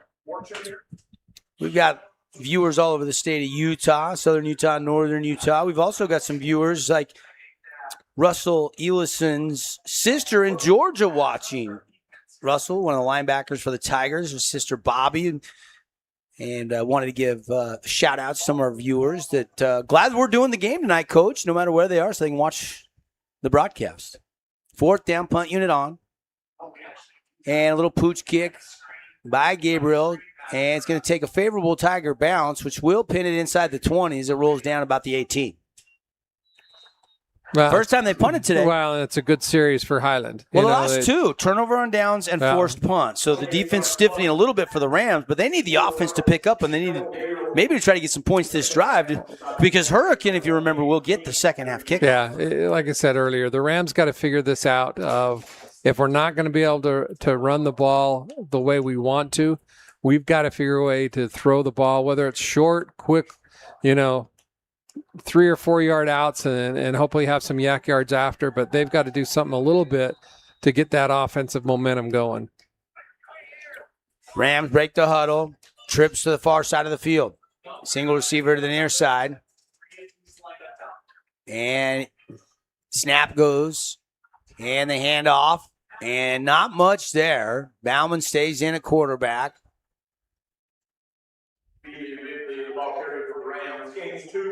And not much there for Vili Ripley. He'll get a gain of 2. It'll be second down and 8. 2nd down and 8. 4 minutes and ticking left here. Rams don't want to go too quickly, Coach, and give the ball back to Hurricane. They like to use up what's left of the clock and find the end zone. That would be preferable for Rams. Well, the only way they're going to do that is they've got to be a little bit more creative because they're having a hard time in between the tackles of gaining any yards. They've got to loosen up that defense a little bit. Tigers, 4-man front. And they'll run a little counter, and the quarterback Bauman's going to run, and I think they're going to get caught with a hold on the edge there, and this play is coming back. Didn't go for much anyways. No, it was a little misdirection at the beginning. The offensive guard pulled a false pull to the wide side. Then the run came back to the short side of the field. But it's going to come back as number 12 was caught where he shouldn't be doing. 12 is Wolf Graham. And I'll say Wolf Graham gets caught there trying to spring a block for his quarterback, Bauman. Update brought to you by Flynn Companies. Brody Lounsbury of Snow Canyon has ran it in for the touchdown, but PAT got blocked. Green Canyon leads Snow Canyon, Clash of the Canyons, 16-13 with about 35 seconds left in the first half. And if I remember right, Devin, Green Canyon and Snow Canyon have met a couple times in the playoffs in the last few years. Yeah, I think you're right. So after the holding call, it'll back them up inside the 15-yard line here to the 14. It'll be second down and 14 to go. Bauman stays in at the QB. William Bauman, the junior, looks to throw. Now he's going to tuck, step up, scramble to his left, and he is going to throw it late. Vaughn was in the vicinity on a little shovel pass, and they're going to say no grounding. Coach Jerry Cowan wants the grounding. He's telling Coach Cowan, we're going to talk about it. Now, 6 was coming. He was probably 6 or 7 yards away from where the pitch landed, but he was in the vicinity. But what is the vicinity? Wow. You're talking to a defensive coach that hates all the rules. I want grounding. Yeah. I want any time grounding. I don't care if they're out of the pocket. I don't care if there's what they're doing. Right here. But this now 6 comes into the frame for our viewers online. That's a judgment call, and I think they're going to call grounding. Yes, indeed, they are going to signal grounding. And I think that's the right call, Devin. I mean, he's either.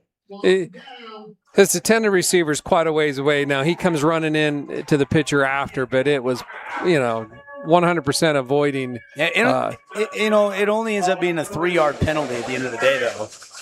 For me, it's the point.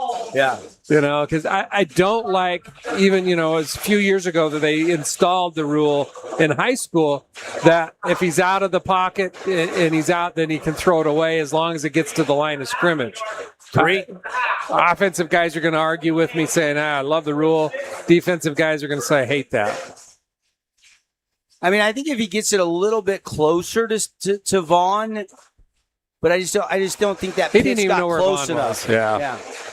3:27 to go, first quarter. After the grounding, they are backed up. It's 3rd down and 26 inside their own 5-yard line. Rams going backwards here. Bauman going to throw deep in the end zone. Over the middle, picked up. Bradley Rose with the Oski for the Tigers. Bradley Rose cuts in front of the post route, and it's a takeaway for the Hurricane defense. Well, Rose sitting in the back end there just reading the quarterback's eyes. You'll watch this, and he does a nice job of he's looking at that receiver the whole time. He undercuts that there. A good job. But the quarterback's got to look off that safety and just can't lock in on that. So great job by reading that quarterback. And that's what you teach the DB. At this level, read the quarterback. He's going to tell you where he's going. Yeah, it's going to be a safety. Now, are they going to call safety here?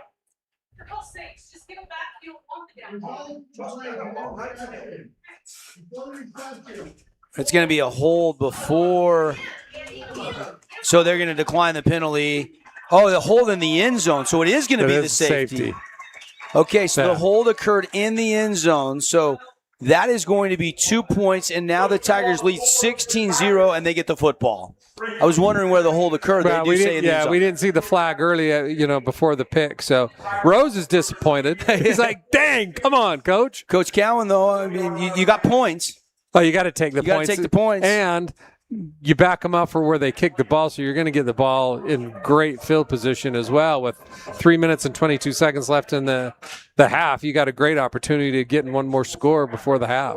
All right, so 16-0, 3:32 to go.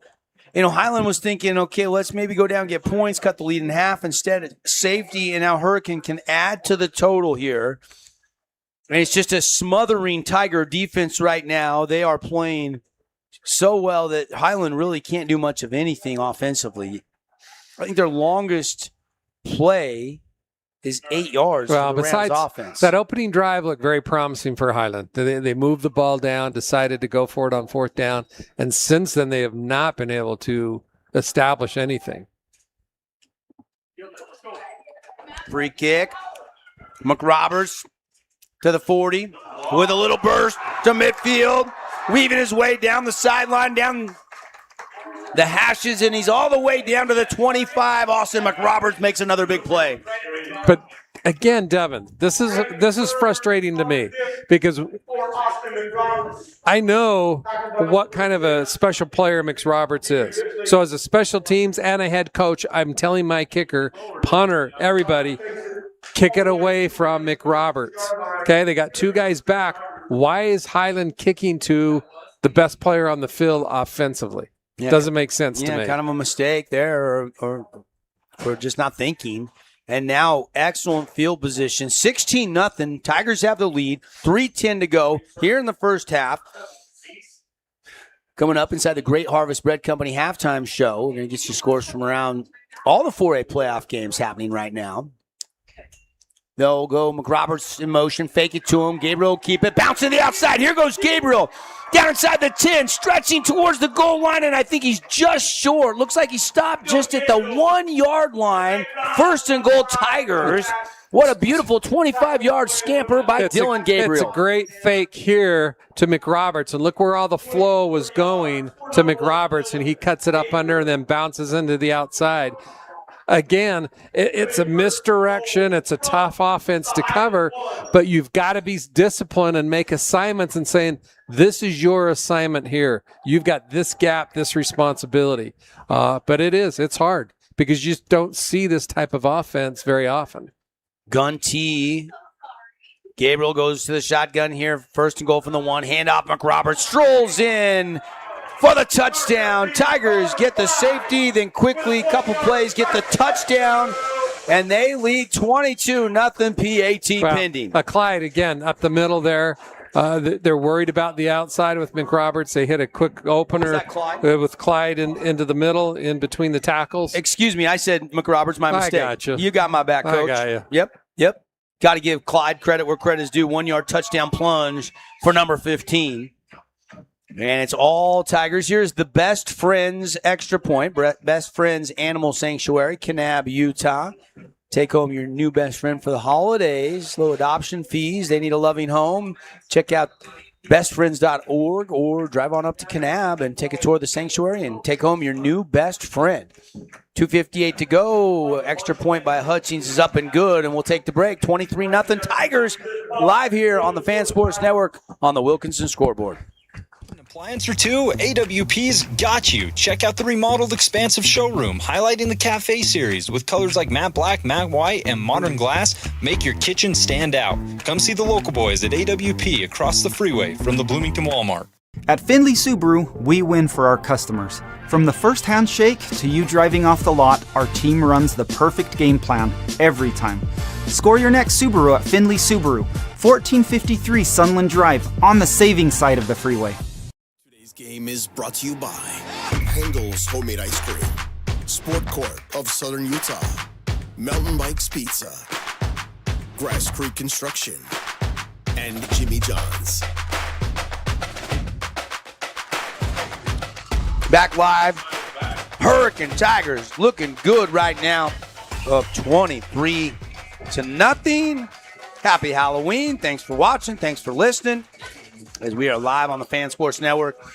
FanSportsNetwork.com, KSLSports.com, the Fan Sports Network YouTube, And this is a fun one for everybody in attendance or everybody watching that's a Hurricane Tiger fan.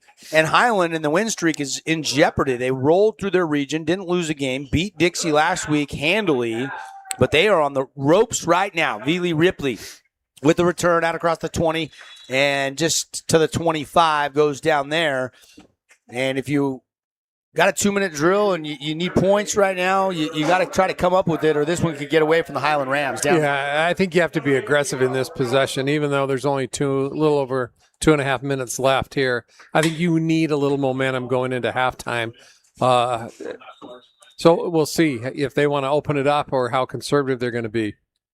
So you as a quarterback, too, is back to Dalton. Brody Dalton back at quarterback. And they'll run the ball. And not much there.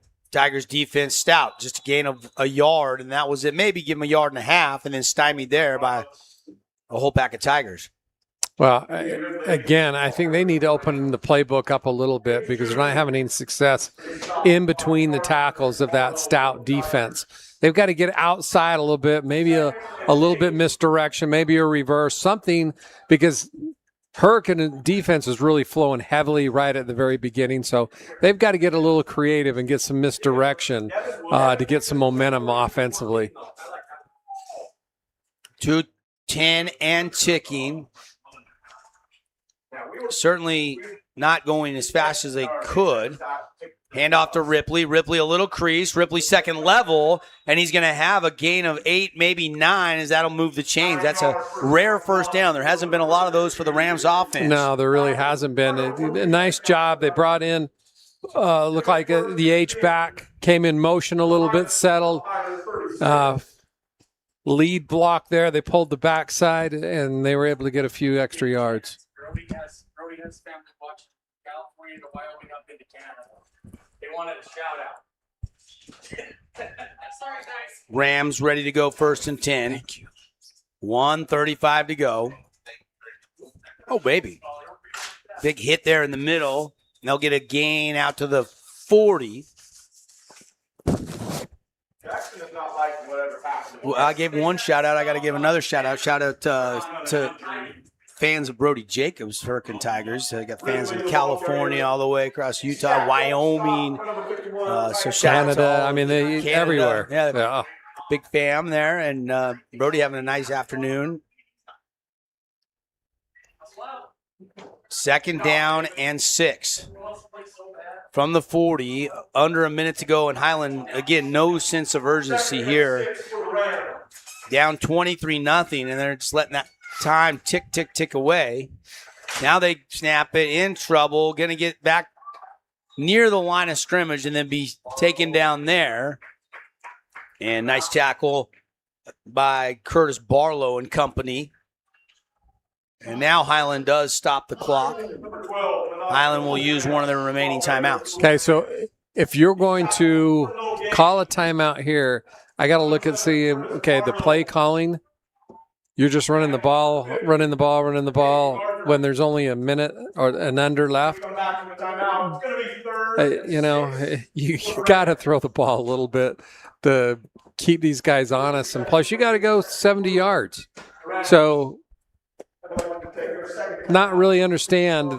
There was no sense of urgency 2 plays ago. So I'd really like to see Highland open this up a little bit and not play so conservatively.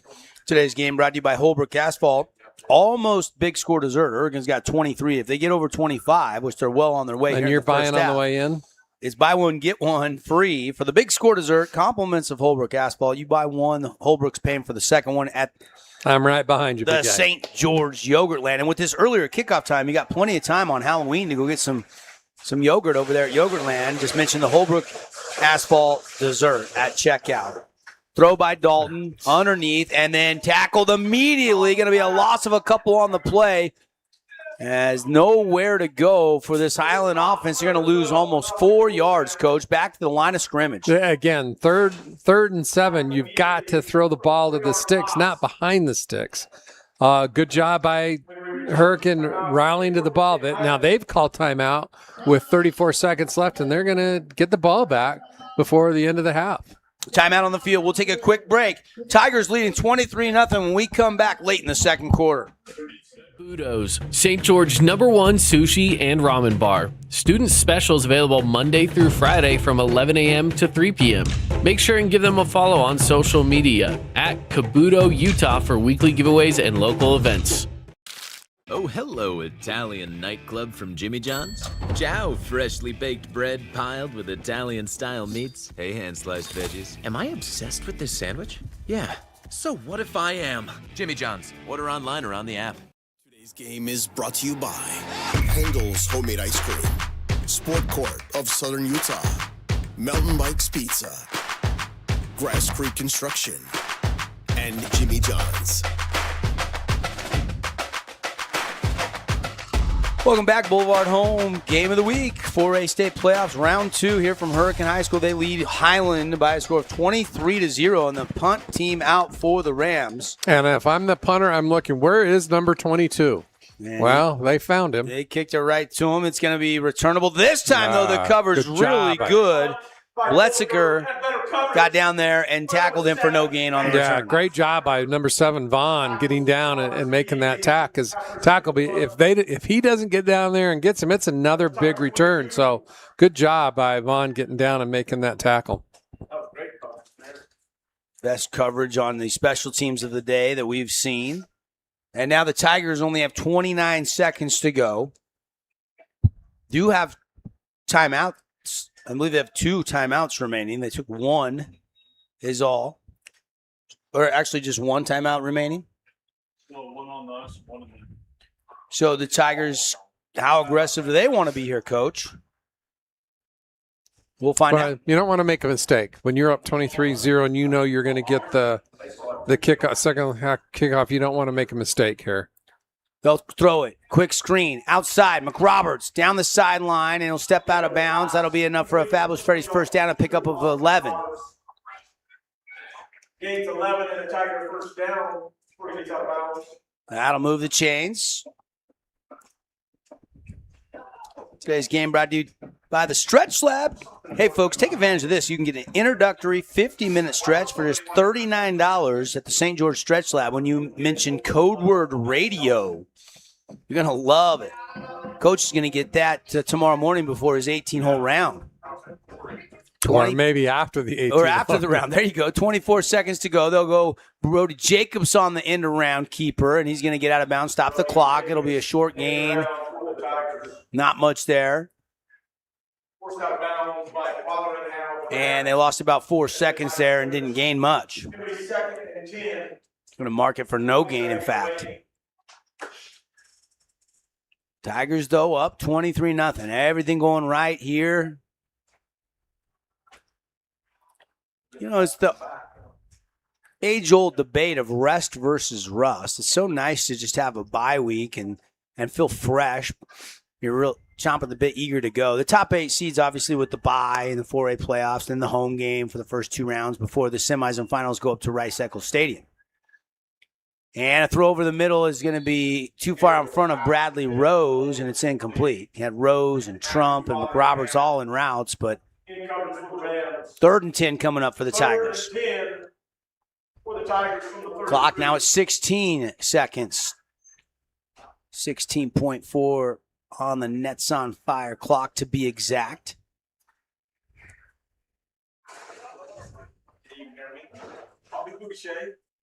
And we'll see what Coach Cowan and the Tigers decide to do offensively here at their own 33. 3rd and 10. Twins to the near side out of that gun tee.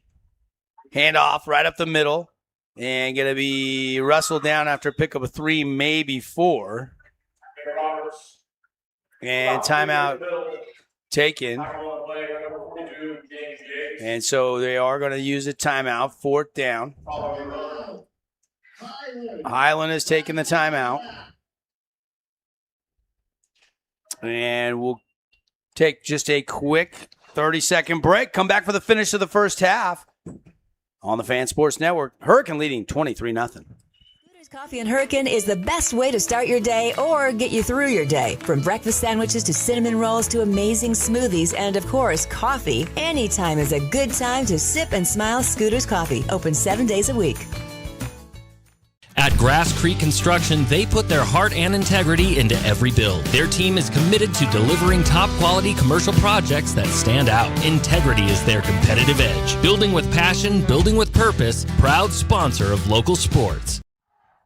Welcome back, everybody. Final few seconds here of the first half. Rams going to get the punt unit on there with 11 seconds to go. And if you're Hurricane, you just want to be mistake-free on this punt. Don't want to give up a block. You just like to angle it maybe out of bounds and maybe get one or two quick stops and get to the half up 23-0.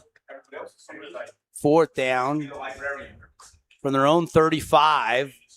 Dylan Gabriel, the quarterback, stays on to do the kicking. High snap, has to go up to get it, quickly gets it away, and it's going to need a little bit of a Tiger bounce, and it does, and it'll finally go down to the 37, and the Tigers will down it there with 1.3 seconds left in the first half. So enough for one play for the Rams offensively. You take a fade route and throw a jump ball here, Coach? Yeah, as bad as it's been this half, I'm taking a knee and saying, let's regroup. You got a big, tall target in Vaughn, number 6. Oh, what you got here? Zamari Vaughn, junior wide receiver, another underclassman for Coach Kautai Oliveo. And it is Brody Dalton, in a quarterback game. We saw him start the game. We saw a little bit of Bauman, and now back to Dalton. This is kind of what they've done all year, the two-quarterback system. And only on Halloween do you have dinosaurs on the sideline.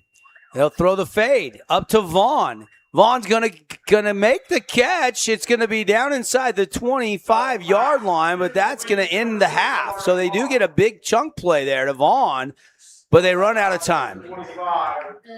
And at the half, Coach, your thoughts as the Tigers lead 23-0 over Highland. Well, I think Highland coming in, one of their keys was we need to be very physical up front and establish the line of scrimmage, and that didn't happen. They were stymied by Hurricanes defense and made them very uncomfortable. So they've got to go back in at halftime and regroup and figure out, do we stay consistent? They've got us out of our game a little bit. We need to get back to our basics. There's still a whole second half. We got to be stronger, up front on defense, get some 3-and-outs and stops, get our offense back on the field, and stay consistent with that. So that's going to be interesting in there. And, Hurricanes done what they wanted to. They established the run. They took a big shot over the top with, the Rams basically saying, we dare you to throw the ball when they're putting 10 and 11 in the box.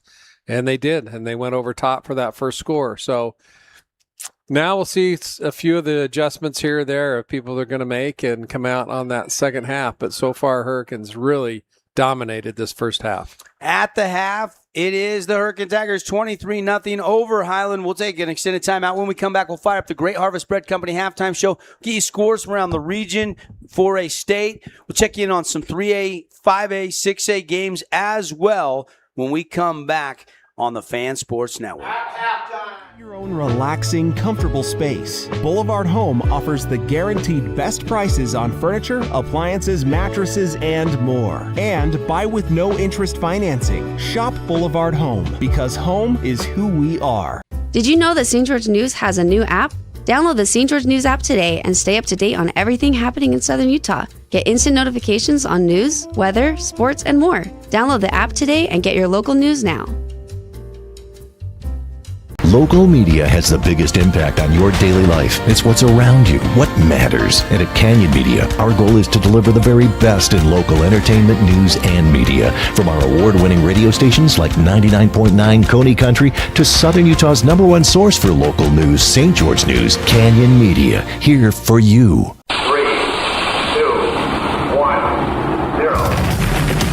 Welcome to House of Jump, where gravity meets excitement. Jump, dunk, and dodge your way into a world of laughter and adrenaline. Whether you're a high-flying pro or just looking to defy gravity, House of Jump is where the thrill begins. Elevate your fun, slam dunk like a champion, and dodge obstacles with style. House of Jump is where every moment is a soaring adventure. So what are you waiting for? Head on over to our house, the House of Jump, or purchase Jump Time online at houseofjump.com. Your child's sports journey starts with the City of St. George Recreation. From their first steps on the court or field to becoming a star player, our youth sports programs are here to develop talents and teamwork skills. So get out and play. Check out all the sports and get signed up at sgcityrec.org.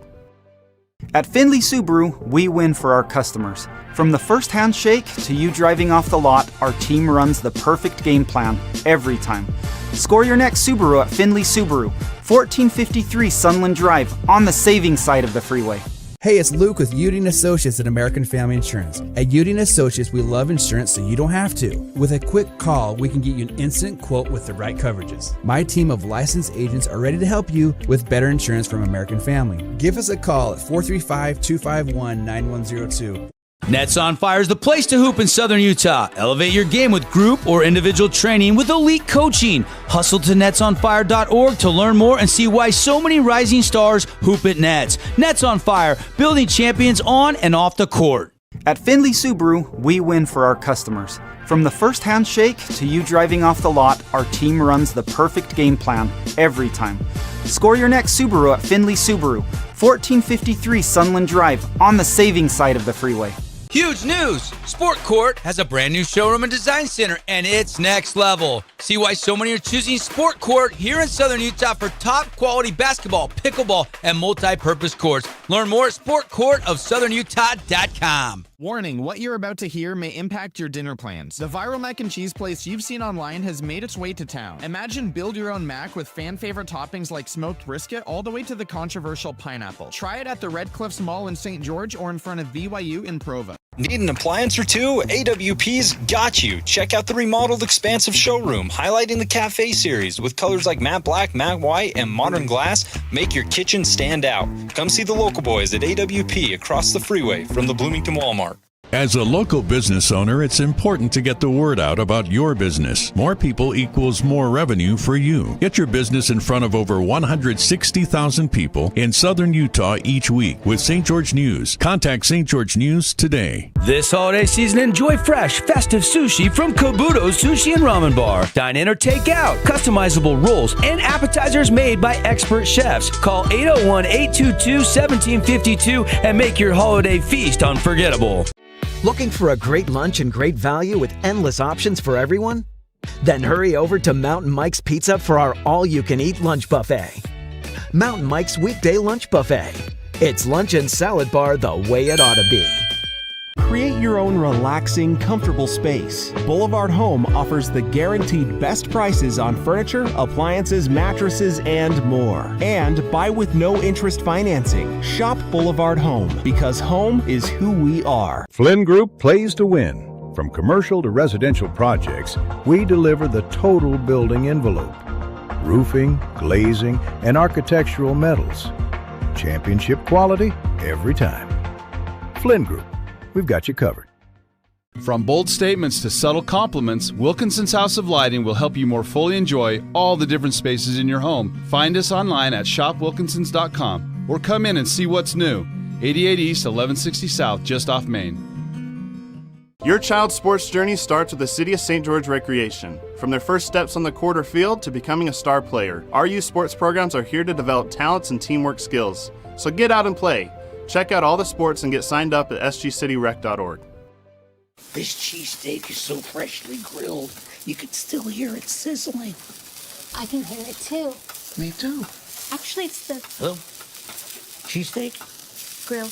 Grilled right in front of you. It's a Jersey Mike's thing. Hey St. George, this is Brian. I'm the new owner of your local Everbowl. Looking for a delicious, nutritious meal? Come to Everbowl. Our acai bowls are packed with superfoods to fuel your day. And it's where Region 9 sports fans fuel up.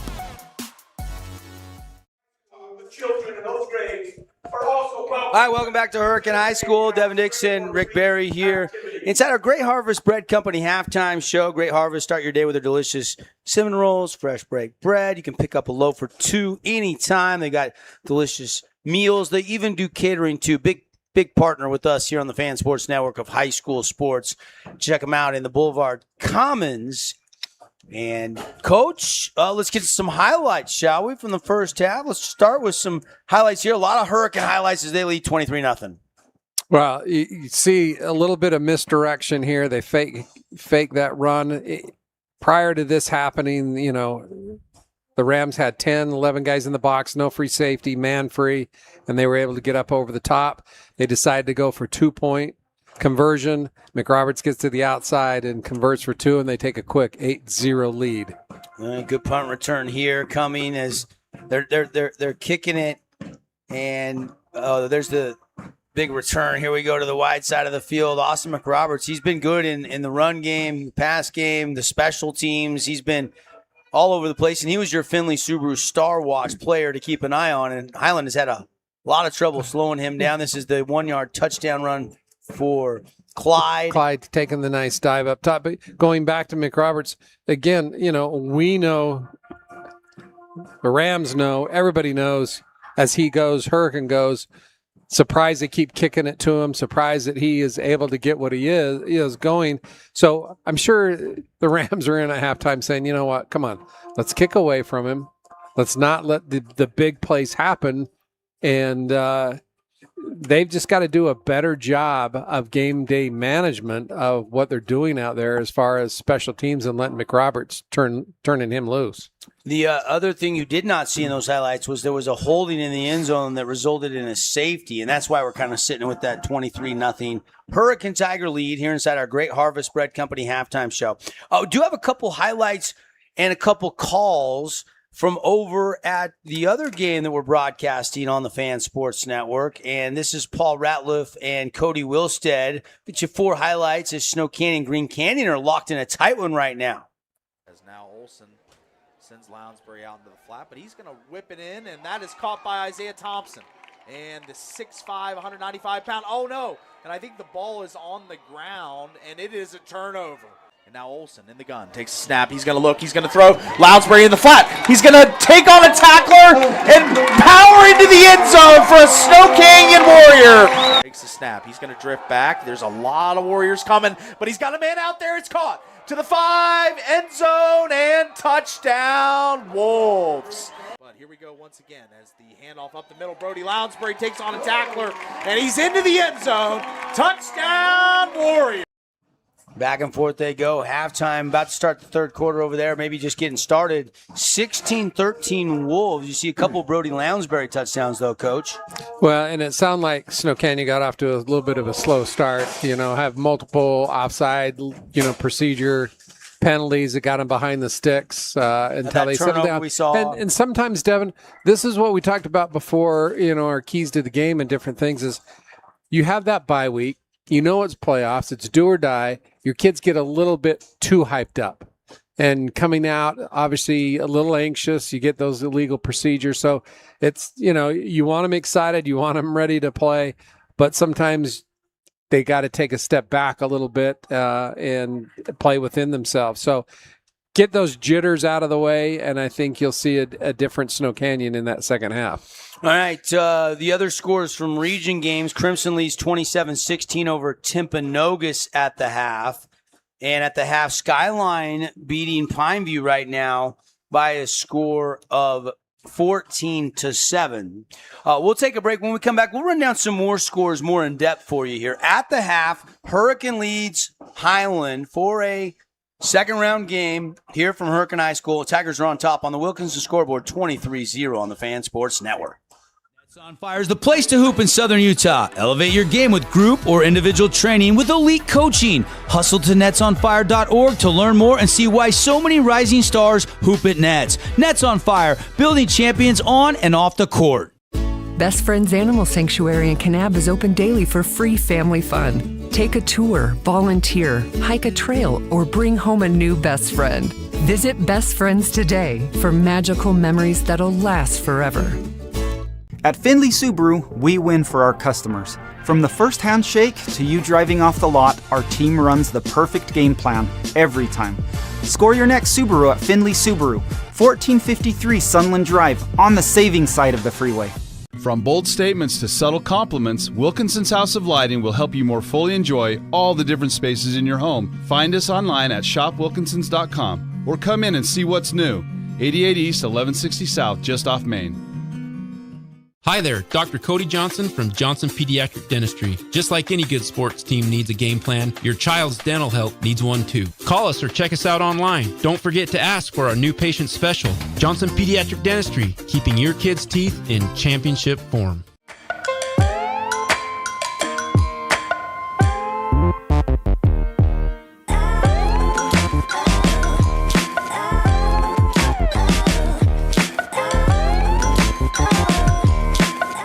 At Great Harvest, we believe in crafting more than just bread. We provide crisp, garden-fresh salads and savory sandwiches. Everything from garden-fresh ingredients to our signature handcrafted bread. Our friendly staff will guide you to find a meal that will leave you craving seconds. At Great Harvest, we truly provide something for everyone.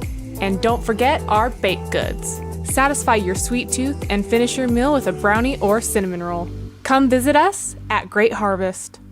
Check out this week's edition of TGIF on stgeorgenews.com. TGIF is your weekend adventure guide to all the fun and exciting things going on in Southern Utah this weekend. Find this week's edition at stgeorgenews.com and click the shows on the menu tab. Have a blast this weekend.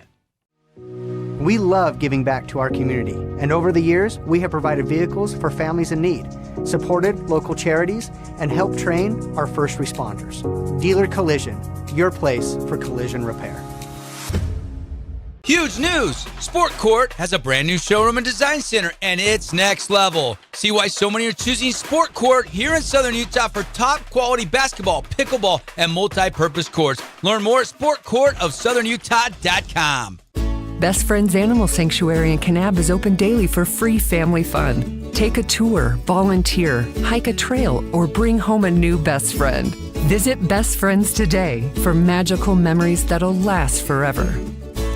Hey, it's Marco from Coral Canyon Golf Course, inviting you to play the course with the best backdrop in Southern Utah. Make sure you get out and experience great golf for a great price at Coral Canyon. Visit coralcanyongolfcourse.com or call us at 435-688-1700 for your tee times.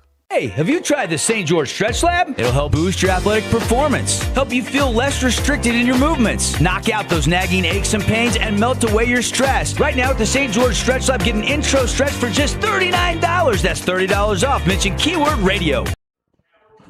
23-0, Hurricane leads Highland for a football second-round game. Devin Dixon, Rick Barry here in the Grass Creek Construction broadcast booth. And, Coach, you ready to go down some scores around the state? Let's do it. Busy state, starting at 6A. Just a couple notable games. Westlake Syracuse tied, start of the fourth quarter, 28-28. Other 6A games really close right now. Riverton Mountain Ridge, 21-21. And then how about my boys Harriman? Oh, my gosh. Is that Wills, where Wills is That's at? Wilts, yeah. 62-32. They're landing on Weber right now. The other game we thought would be good was the Lehigh American Fork game, and it is good right now. Cavemen trailing the Pioneers 17-14 at halftime. Yeah, I think that was the key matchup for this whole second round of all the classifications. A couple of notable 5A scores. Orrin leading Tentview 26-10. Woods Cross Olympus tight one. Defensive battle at the half. Woods Cross up 7-6. The other game we thought would be close was Fremont and Alta, and Fremont leads Alta 17-13 at the half. And then you get into the 4A games. Ridgeline just laying it on East. That's the 1-seed Ridgeline against the 16-seed East, 52-7 at the half right now. Ridgeline just rolling. Park City leads Skyview 20-7 at the half. And we thought that would be a little bit closer. I thought Skyview would make that game a little bit closer. Park City hasn't been as strong as they have been in the last couple of years, but obviously they're putting it together against Skyview. Of course, our game here, Hurricane leading 23-0 over Highland. Provo leading 24-6 over Salem Hills. That's also at the half. Crimson at the half leading 27-16 over Timpanogos. Like we said, Timpanogos has a decent offense, We didn't feel like they could consistently stop Crimson. They've scored some points, though, and they're down by 11 at the half to the number 2 seed Mustangs. Stansbury leading Mountain Crest 28-14. Maybe a little surprise on the road, Green Canyon leading Snow Canyon 16-13. And another surprise, Skyline, your alma mater, Coach. Eagles leading the Pineview Panthers 14-7. Yeah, I'm really surprised at the offensive lack of output by Pineview. I really thought they would bounce back and have a big offensive. Highland and Skyline, which is a really good rivalry up in Salt Lake. Highland beat Skyline pretty handedly. And so that score really kind of surprises me. 3A games, Cedar City all over Ogden for any Cedar fans listening on 93.1 on the Fan Sports Network. 42-0. That one into the third quarter, about 5 minutes left in the third quarter, last report. Morgan trouncing Richfield 49-7. Manti trouncing North San Pete 34-4. The only close 3A game, Coach, is Juab leading Grantsville at the half by a score of 13-6. The other three are pretty much blowouts. Yeah, and two good programs. Those two have battled year after year, so they've always had close games. San Juan 58-0 over Judge. Summit Academy in 2A leading Emory 21-14. South Sevier Delta 28-28. That one in the start of the third quarter. One other game close to Hurricane, Water Canyon, playing 8-man football. But Rich got them today. That was a 1 o'clock game, and Rich wins it 55-14. So Water Canyon season comes to an end. Those are your scores brought to you by Flynn Companies. Right now, Crimson, Hurricane leading, Pineview, Snow Canyon trailing at the half. For some of our Region 9 local teams that we cover. They got a trunk or treat going around the track here, Coach. I mean, we just got the camera on a wide shot right now at the H&H town here on the field, but you probably saw, maybe if you've been with us all halftime, a lot of kids circulating around on that north side of the field and having some fun. They got some community members out there decorating and giving out candy. It's Halloween at the football field. I wanted to jump in, and Devin doesn't let me. So we got it. You can go. I'll let you go. I need a little sugar to get me through this second half. Yes, you do. 23-0 Hurricane leading Highland at the half. We'll take another quick timeout. When we come back, coach's adjustments. We'll break it down for you. And then the action here as Hurricanes got a comfortable lead at the break here live on the Fan Sports Network. This is the Great Harvest Bread Company halftime report. Oh, hello, Italian nightclub from Jimmy John's. Ciao, freshly baked bread piled with Italian-style meats. Hey, hand-sliced veggies. Am I obsessed with this sandwich? Yeah.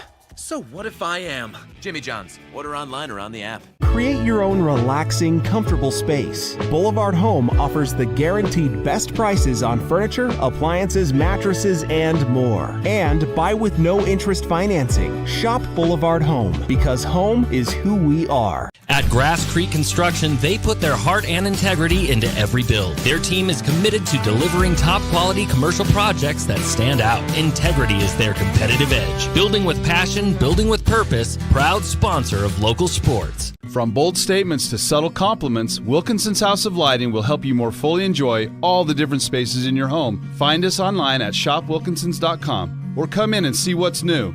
88 East, 1160 South, just off Main. Red Rock Real Estate has over 350 professional realtors in the St. George area that specialize in the local market. Whether you're buying your dream home, looking for an investment property, or want to sell your home for the highest amount, the Red Rock Real Estate team is here to assist you. Get started now. Visit redrockrealestate.com. Asphalt, we don't often think about it, but we use it every single day. Holbrook Asphalt's innovative HA5 product slows asphalt aging by 67%, making roads last longer and cost less to own. Visit holbrookasphalt.com to discover more. Handel's Homemade Ice Cream is now open on River Road by Sprouts. Come enjoy 48 flavors made fresh daily. Cones, sundaes, shakes, and quarts to go. Handel's Happiness served daily on River Road. Relatives coming to visit? Not enough room? Maybe you're looking to host a family reunion and need a house with a pool. Red Rock Vacation Rentals has got you covered. From 2-bedroom condos to 10-bedroom luxury homes, they truly have something for everyone. Visit stgeorgeutahvacationrentals.com. Hey, it's Luke with Udine Associates at American Family Insurance. At Udine Associates, we love insurance so you don't have to. With a quick call, we can get you an instant quote with the right coverages. My team of licensed agents are ready to help you with better insurance from American Family. Give us a call at 435-251-9102. Aloha, sports fans. It's Boo and Nick from Highland Grill. Come get a taste of the islands. Try our famous Kahlua pork or tender teriyaki chicken, and you'll love our mac salad and sweet sauce on your rice. Don't forget to try our original Kava 8 at Highland Grill. It's game time. Hey, welcome back, everybody. Devin Dixon, Coach Rick Barry. Shout out to Dusty Allen, our producer. Dusty. Ammon Johansson, our videographer tonight. Nate Nelson back in the Findlay studios, getting us in and out of breaks on the radio. Simulcast tonight. Thanks, guys. Everybody doing a fantastic job. And we will have more games coming up next Friday night on the live stream. And then once we get to the semifinals and finals, we switch to radio only because the big guys up north will pick up those feeds on KJazz and KSL. They think they're the big guys. They are. They're the big dogs. Yeah. I love it. We got a great partnership with KSL. In fact, we're coming at you on KSL on the live stream tonight. Wanted to give one more shout out to our friends at Great Harvest Bread Company. Start your day with a hot breakfast. Stop in for a loaf or 4 of their fresh made bread or a satisfying lunch. Great Harvest can cater your next team event in the Boulevard Commons. And, Coach, let's get to your second half adjustments. If you're Coach Kautai Oliveo, what was the message to try to rally the troops down 23-0? Well, my message is we talked about controlling the line of scrimmage, and we haven't done it on either side of the ball. We've got to get more physical. We've got to be able to do a better job offensively of opening the holes. We're a running team. We haven't been able to do that. Maintain your blocks. They can't get out of their game plan, Devin, because they're not good at throwing the ball. That's not their specialty. They can, and when they do, they need to throw some short underneath stuff, do some quick things, but they need to get back to what they do well, and that's running the ball. So up front, we got to get more physical. We got to do a better job, and we got to have a sense of urgency from the offensive side. Now, defensively, we've got to get 3 and outs. Okay, we still have plenty of time. We're down 3 scores, but if we can get some 3 and outs and get our offense going, we still have a whole second half to get back in the game. So don't cash it in. Let's see what we're made of right now, and let's come out and have a good second half. And if you're Hurricane and Coach Cowan, what's the message? You don't want to let the pedal off the metal. Absolutely not. We're going to play like it's 0-0. You know what? We want to get after it. We want to make sure we keep building on this lead. Let's not get sloppy. Okay, let's stay within our program. Let's stay within what we do well, and let's have a good second half, and especially a third quarter is going to be the key for the Tigers. All right, we will keep you updated on all the other scores. It's crunch time. Move on if you win. Lose, you go home. Returnable, they'll fake the reverse. Jacobs will keep it, or excuse me, yeah, that was Brody Jacobs. Jacobs will keep it, and he's driven out of bounds. And I love the adjustment right there of staying away from McRoberts. Hopefully that's what they talked about when they went into halftime, is saying, why are we punting and kicking to the most dynamic player out there? So good job of opening that second half and kicking away from him. There is a flag at the 20. And usually that means illegal block in the back or holding on the kick return team, which is going to probably back the Tigers up a little further. And nothing drives coaches more crazy than penalties on special teams. When you have a chance to get the ball back, whether it's a punt or a kickoff return, take what you can get and don't put us in the hole. That was, I think they called Hershey on helmet-to-helmet personal foul. So that'll back them up 15. 1st and 10 from inside their own 10 for Dylan Gabriel, the Hurricane Tigers senior quarterback. Out of the gun tee. Everybody in tight. No receivers outside of McRoberts and Trump. Another flag pre-snap here on Hurricane. And a false start. Somebody moved. Somebody flinched. And now they'll move it back half the distance to goal, and they're inside the 5. First and 15, Tigers. Not exactly the way you wanted to come out of the That's not the way you locker drew room. it up on the whiteboard in there. Well, you do have a 23-0 lead, but your backs are against the wall here. We've only played officially 6 seconds and 2 penalty flags on the Tigers here in the third quarter. Gabriel now ready. Claps his hands for the football. They'll give it on the in and around to Jacobs. Jacobs down the sideline after he broke a tackle. Brody Jacobs dancing into the open field, and that's going to be huge. Fabulous Freddy's first down. Big gain, and they're right out of the shadow of their own end zone. Well, this is exactly what, if you're a Rams fan, you did not want to see. You had them back clear inside of their 5. First and 15, and you let them have a big runoff like that and get out of a hole. So, by the not a good start for the Highland Rams. Heck of a kick-out block by Titan Wright to spring Brody Jacobs. I'm going to give a shout-out to Titan because he sealed that edge, and Brody went right inside of it. Coach, you want me to open the window and catch some candy? Yeah, we got some stuff flying at us here. Candy into the grandstands here. First and 10, Tigers. Motion. They give it to the tailback, and nothing there. Nothing there. Stymied. Tackled by big 99 for the Rams. That is Nafe Tali Pulini. Just another junior. Really young roster here for Coach Kautai Oliveo. Yeah, their big kids up front are young. They've got freshmen and a lot of juniors starting, so they've got a lot of things to build on. Early on here, third quarter.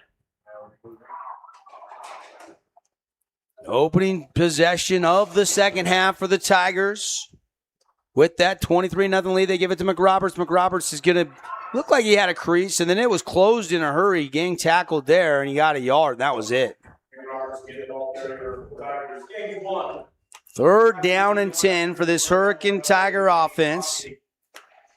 Today's game brought to you by the City of St. George Recreation Department. Just a reminder, youth and adult sports signups are available. sgcityutah.gov/parks and rec. You can sign up 4th to 9th grade junior jazz signups. Those will start after the first year. I think soccer signups just opened up. Tons of different activities. Go check it out on the website. Gabriel puts Jacobs in motion. They fumble the football. It's loose. It's picked up by Highland. Highland has a takeaway, their first takeaway of the game, and that ball is recovered, and they will have excellent field position at the Hurricane 32. Well, if you look here, obviously the ball is dropped right here, but instead of pounding on it, they try to pick it up a little bit here. And kicks it forward. I think somebody kicked it before it could Highland be picked picks it up, and this is exactly what Highland needed. I Yeah. mean, this is the turnover, especially in the territory that they're at in their own territory. So, big opportunity now for the Rams offense. They need to cash in on this, Devin. So, Tigers defense will be tested here with the short porch. First and 10 from the 34. They'll throw the fade route up high, and it is incomplete off the hands of the intended receiver, Koliker. I think Caleb had a step there as actually a good ball. Yeah. It was right where it needed to be. A little bit of a tough catch, but it was catchable ball. But I like the aggressiveness of Highland on that particular play because they need to score. They need to get some momentum going. Why not take a shot?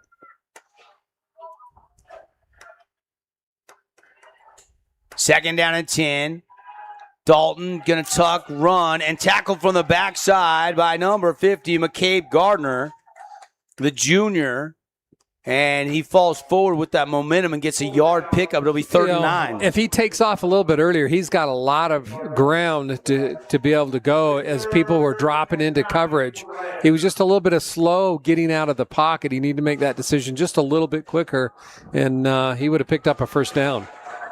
Some of the Tigers reserves trying to get the crowd on their feet. Crowd start doing that stomp the feet of the crowd. You can probably hear it through our crowd mic. Quick receiver screen caught by Falau, and he is stymied immediately nowhere to go. They finally get Falau the ball, and he can't do anything with it. Well, he was just tackled immediately. Big defensive lineman Gardner really read that. I mean, very well coached there.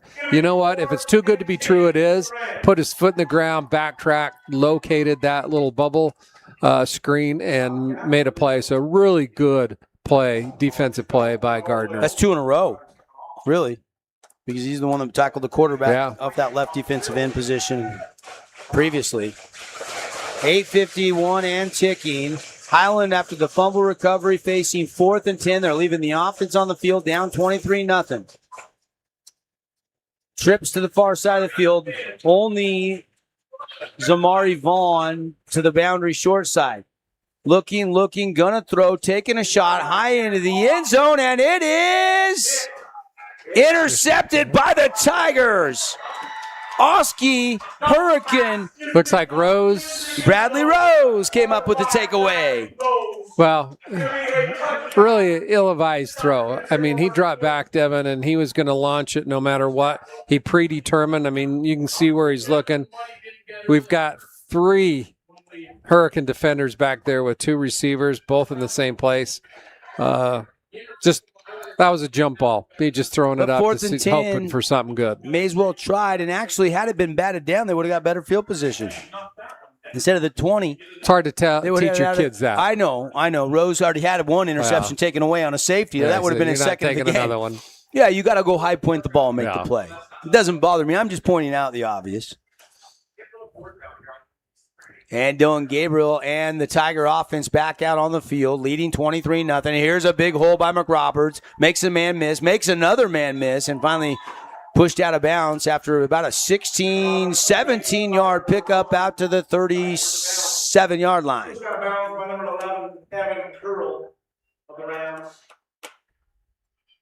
Well, the Rams missed a really golden opportunity off of that turnover to be able to do something. And I think it's very deflating for the defense to be back out on the field. People don't understand. You put your defense out there for this many plays, it's tough to stop any offense. No question. No question. Tigers marching here. Handoff. McRoberts pushing, lunging forward. Nice strong run out to the 45-yard line. It'll be a pickup of 8. And that looked like Ryder all red on the carry there, Devin. Was it Ryder? 20? RJ? Yeah, RJ? Okay. I was checking on some scores. Green Canyon has scored early in the third quarter. They lead 23-13 over Snow Canyon. So Snow Canyon a little bit of trouble right now. And Skyline still leading Pineview 21-14. Pineview briefly tied it, but Skyline has scored and taken the lead again. That Skyline-Pineview game's already into the fourth quarter, about 10 minutes and some change left to go. Some Flynn Company's Region 9 playoff updates for you here as Hurricanes got the football with the 23-0 lead. A little movement there, and they come after Dylan Gabriel. He escapes, keeps his balance, fires it, completes it, and they'll get a gain of about 2 yards back as Brody Jacobs makes a nice catch. And I don't know how he got away, Coach. I don't either. I mean, he was going down, put his hand down, kept his balance. He should have had a sack right here. He gets away from it, keeps his head up, looks downfield.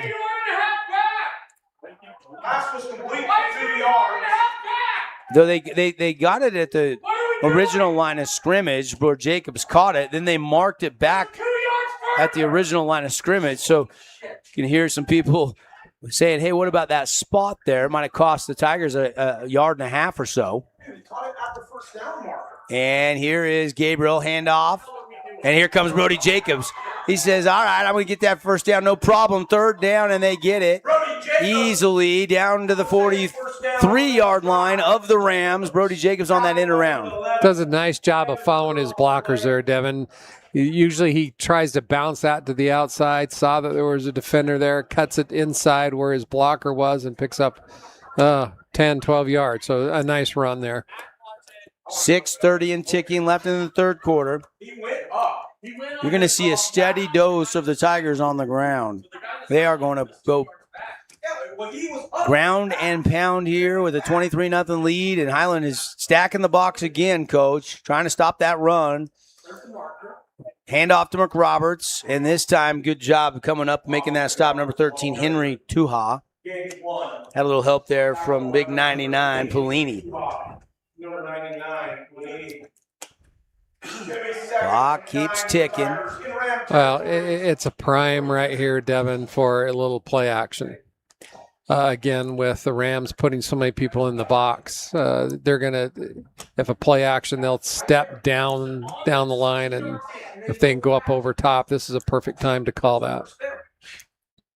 You got Jacobs and McRoberts in that gun tee.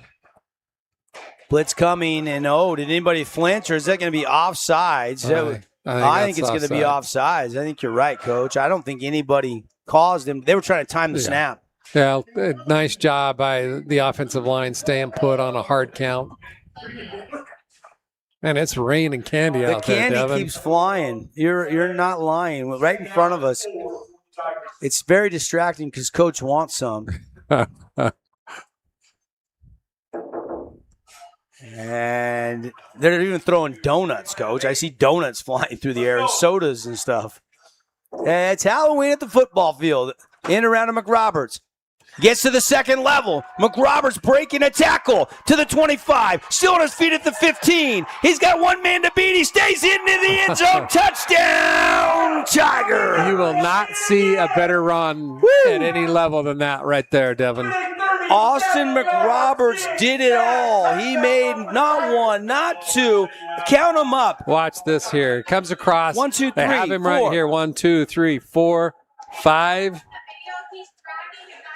And then at least 6. Then runs out everybody. Oh, a little mini stiff arm at the end, Coach. Yeah. Woo. That's phenomenal run.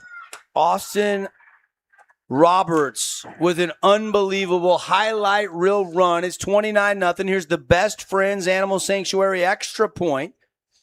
And Hutchings kicks, slips to the right. It's no good. It'll stay 29-0 on the Wilkinson's House of Lighting scoreboard.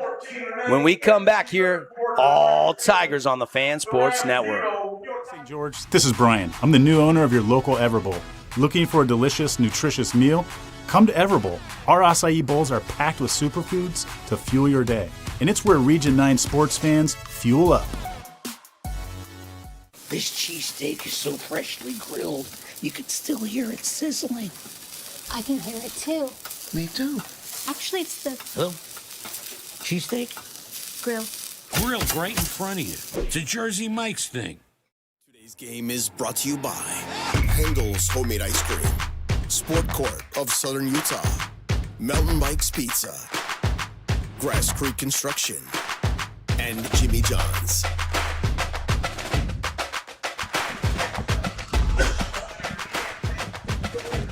Glad you're with us here on the Fan Sports Network. High school playoff football, all Tigers 29-0.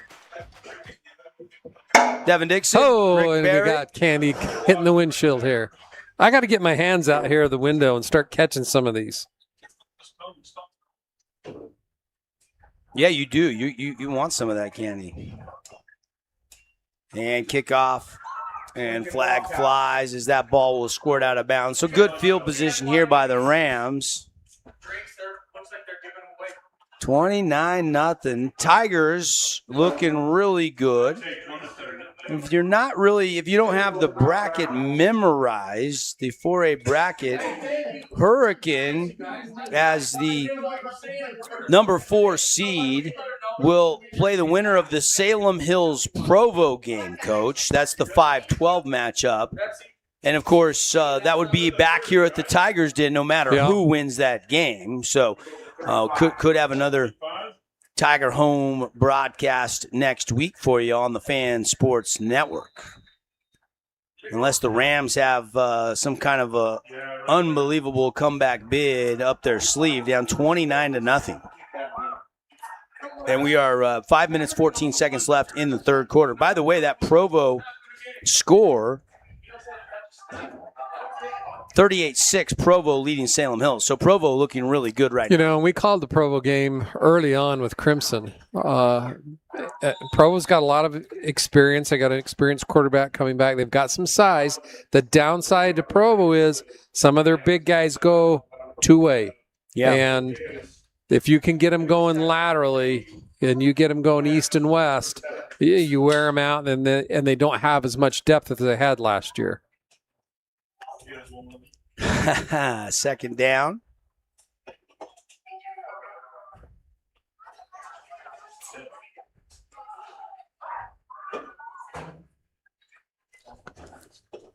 Tonight's game brought to you by Everbowl. It's where St. George gets their superfood fix. Vili Ripley is going to be ripped down.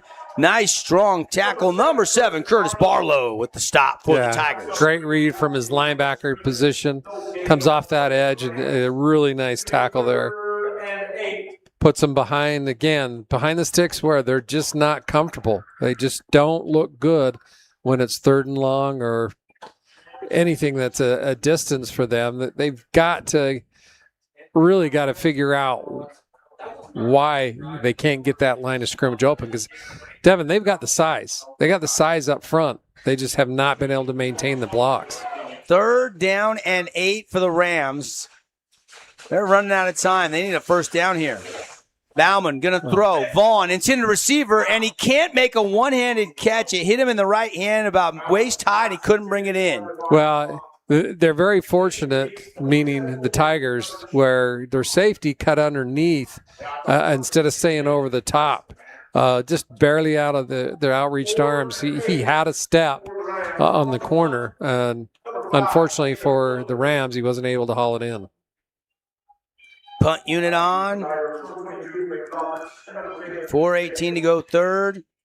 Tigers got a little pump return set up. Nobody coming after that kick. Short kick, returnable by Brody Jacobs, coming all the way to the wide side, but he didn't have the angle, and he is wrestled to the turf by Matthew Fotheringham. They're into the 4th quarter. Snow Canyon got to come back down 10. They're down 23-13. Here it's 29-0. Last report it was Pineview trailing Skyline 21-14. And Crimson looking pretty strong as they were up by 11 last report. And Crimson is now up by 15. 15. Yeah, they scored again. So Crimson up 34-19. So 2 Region 9 teams winning, and 2 Region 9 teams got to come back to win. Snow Canyon and Pineview. Yeah, they're going to make me look bad. I predicted a clean sweep. Yeah, well. What do I know? That's why they play the game, Coach. That's why they play the game. So Tigers will take over at their own 29-yard line with a big lead here. Gabriel has a twins formation to the short side, near side of the field. Rams show blitz and movement. Offsides on the Rams.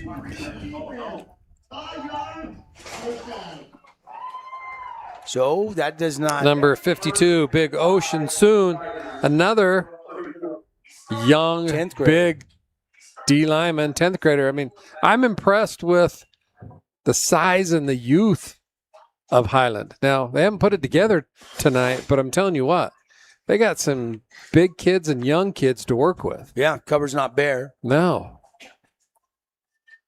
McRobert's going to switch with Clyde. Clyde's going to go to the slot. McRobert's going to go in the backfield. Sidecar to the left of Dylan Gabriel. Snaps it. Handoff inside to Jacobs. Jacobs bounces to the outside. Tries to spin out of a would-be tackle and get a little bit more, and it's enough to get a first down.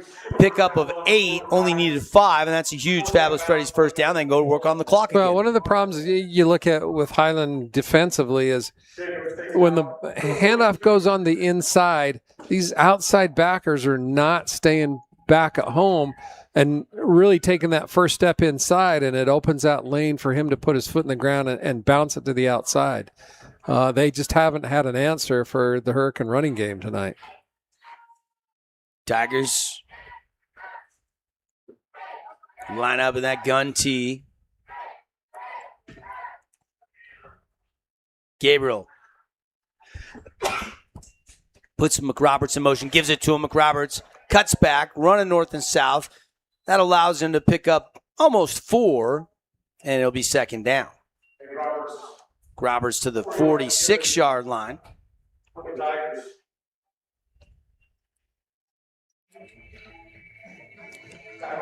Jerry Callen, have you seen him put a headset on all night, Coach? I have not seen him put a headset on all night long. No, looks like the game plan was put in, and he's turned it over to his coordinators, and, he's there for game management.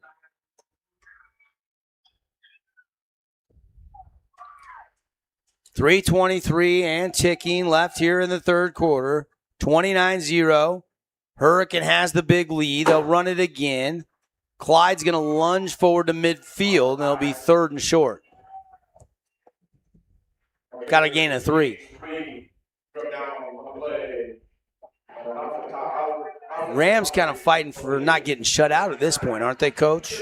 Yeah, you know what? You've got to play with some pride. Even though you're down, 4 scores, you just got to play for pride and just keep battling to the end. There's, like I said, with as much youth as Highland has, that's got to be one of the things the coaches really are emphasizing in that halftime of, hey, we're not giving up. Let's just keep battling. 3rd down and 2. Gabriel. Rams packing it in the box.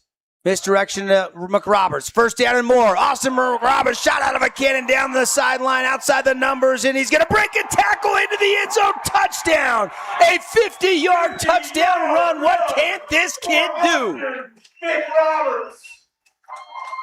Well, you watch this again, Devin, and this is a problem with when you put everybody in the box. Okay? You don't have anybody at this level. All right? You got one guy coming from the backside over here, but you don't have anybody at that second level because you've put all your eggs in one basket of saying, I'm going to load the box with everybody within 6 yards of the line of scrimmage, and you don't have anybody in the secondary. So, yeah, you can load them, but you're playing with a... Yep. If you don't get them stopped for no gain, you're giving up a big gain. Extra point, Best Friends, Kanab, Utah, bestfriends.org, up and good. We'll take the break. 36-0. Tigers on a roll here from the Tigers Den over Highland in the second round of the 4A state playoffs, live on the Fan Sports Network. Back in a flash.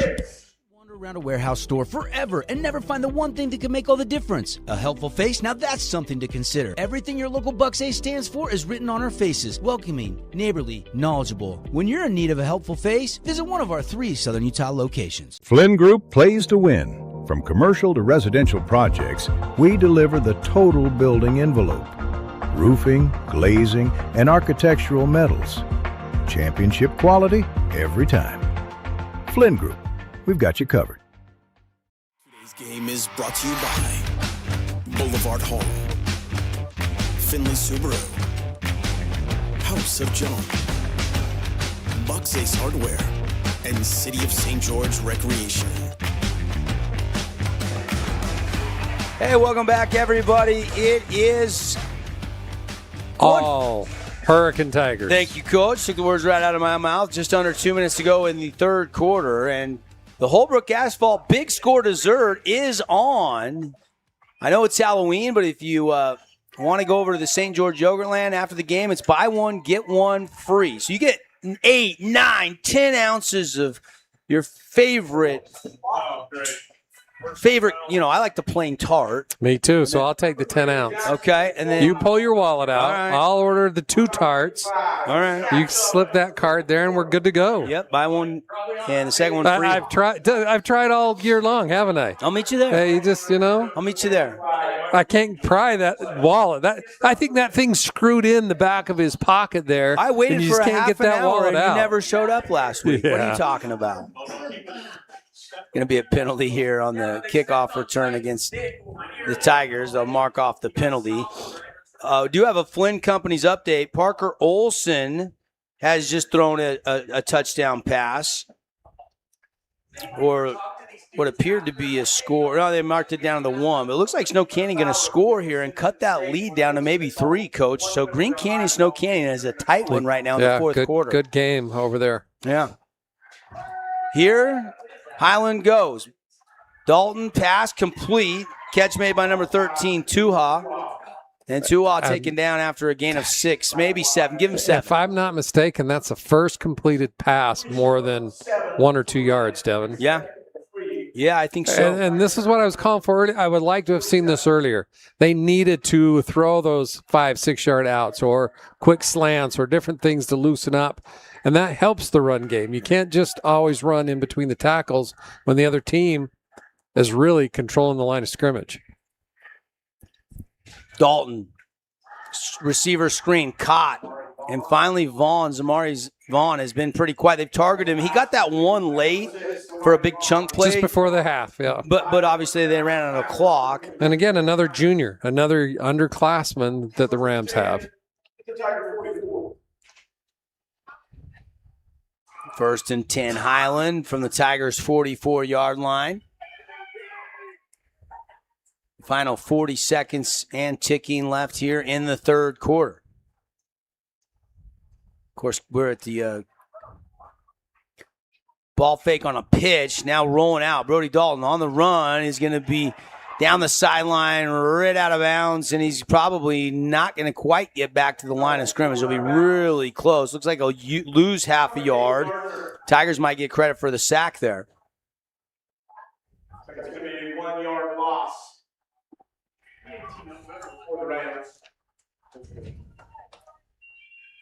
Second down and 11.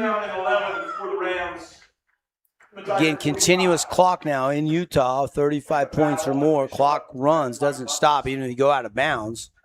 The only way Highland can get the clock stopping again is to score here.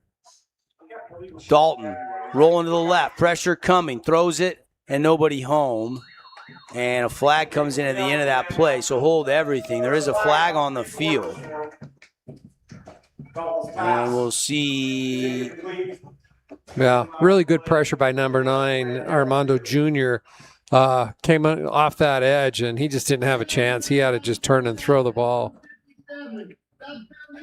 So it's an illegal man downfield. That'll be the end of the third quarter. We'll take the break. 36-0, all Tigers on the Wilkinson scoreboard. It's not something we often think about, but we all use it every single day. Holbrook Asphalt knows how vital good roads are for our communities. University research has shown Holbrook Asphalt's innovative HA5 product slows asphalt aging by an incredible 67%. This means your pavement assets last significantly longer and cost less to own. Holbrook Asphalt, world-class pavement preservation right here in southern Utah. Visit holbrookasphalt.com to discover more. Game is brought to you by Honolulu Grill, Wilkinson's House of Lighting, Appliance Wholesalers Plus, Everbowl, and Best Friends Animal Sanctuary. Welcome back, where the Hurricane Tigers is all over the Highland Rams, 36-0, headed into the fourth quarter here. Highland has the ball on a 3rd and 11 at midfield, but they're running out of time here, Devin, to see what they can do. And hopefully this is a learning experience for them. You know, they got a lot of underclassmen. It's a time for them to get some extra, reps in and see what they can do here. Throwing the ball, Dalton going to come back route, can't find his receiver. Diving attempt over there. That's Vaughn again, intended receiver. And clock continues to tick, and 4th down, more importantly. There we go. 4th down, you got to get 11 here to keep the drive alive. They're right at the Tiger 45. They got to get it just to the 34. Little miscommunication here. They're going to switch sides. Make it a Twins to either side. The snap. Brody Dalton, Highland Ram quarterback, rolling to the right, telling somebody to go deep, buying time, throws it, caught at the sticks, and that is going to be enough for a first down. Vaughn on 4th and 11, got 11. I thought he left the pocket a little early, and I thought he was going to get himself into trouble by not stepping up in the pocket, but he did a good job of keeping his eyes downfield and directing traffic and was able to pick up that first down. And take another look there. Good shot by our crew. And now Highland trying to get that goose egg off the scoreboard here. Try to get a little something for the home faithful to get excited about. A lot of young guys we pointed out all afternoon long. Lights are now on at Hurricane. 6:21. We're 2 hours and 21 minutes this game. Actually, a little less than that. We started at kickoff was about 4:04, but approaching that 2:20 mark. And nearly another sack, but Dalton does get back to the line of scrimmage for no gain. 2nd down and 10.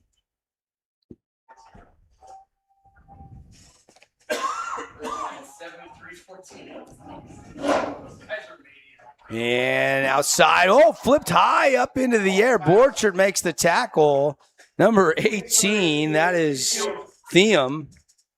Up in this number 17, tackling Borchard. Theum's a big target. He's thin, but he's tall. He looks like he's about 6'3". Does a nice job of going and getting the ball and close to a first down. So I like that Highland's out throwing the ball, not giving up, even though they're down by 36.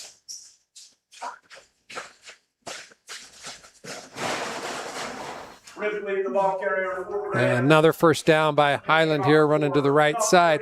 And I'm sure, Hurricane's going to do their best of rotating, getting a few kids in that haven't been playing here in the fourth quarter, giving these kids an opportunity to play. Especially the seniors, if they're not starters, getting some opportunity to get some reps, which is a great thing for them. And here's Dalton taking a shot into triple coverage, and he's really just living to fight another down, throwing it out of the back of the end zone. Triple coverage on the back end. Yeah, a lot of pressure coming right up the middle there, and he didn't have any other choice. He just needed to get rid of it. But the clock continues to run. Highland definitely needs to get something here on this drive, or the clock's going to continue to run the rest of the quarter. 36-0, Hurricane in command. 9 minutes and some change left to go. Pineview has lost, Coach. Skyline, your alma mater, beats the Panthers 21-14. They were marching all the way down the field looking to score. Interception. It's over. They get the big turnover at the end there to seal it for Skyline. So the 6-seed Panthers are out of the 4A state bracket. Well, we talked about the Eagles before. They're coming down from a 5A program, but have really struggled in 5A the last few years. 4A's been a much better fit for them. But having said that's a team that got beat very handily by these Highland Rams. I thought Pineview, coming off of the bad game that they had against Crimson, would be ready to go off of the bye. I'm really surprised at that score. 3rd down here. Rams run it.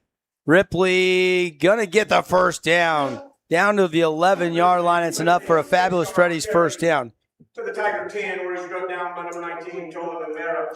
4th down over at Snow Canyon right now. They're down 23-20. Snow Canyon needs to stop. There's about a minute left. We've switched to that game on radio. We're still here live at Hurricane on the live stream, but we'll keep you updated on that one. And who has the ball?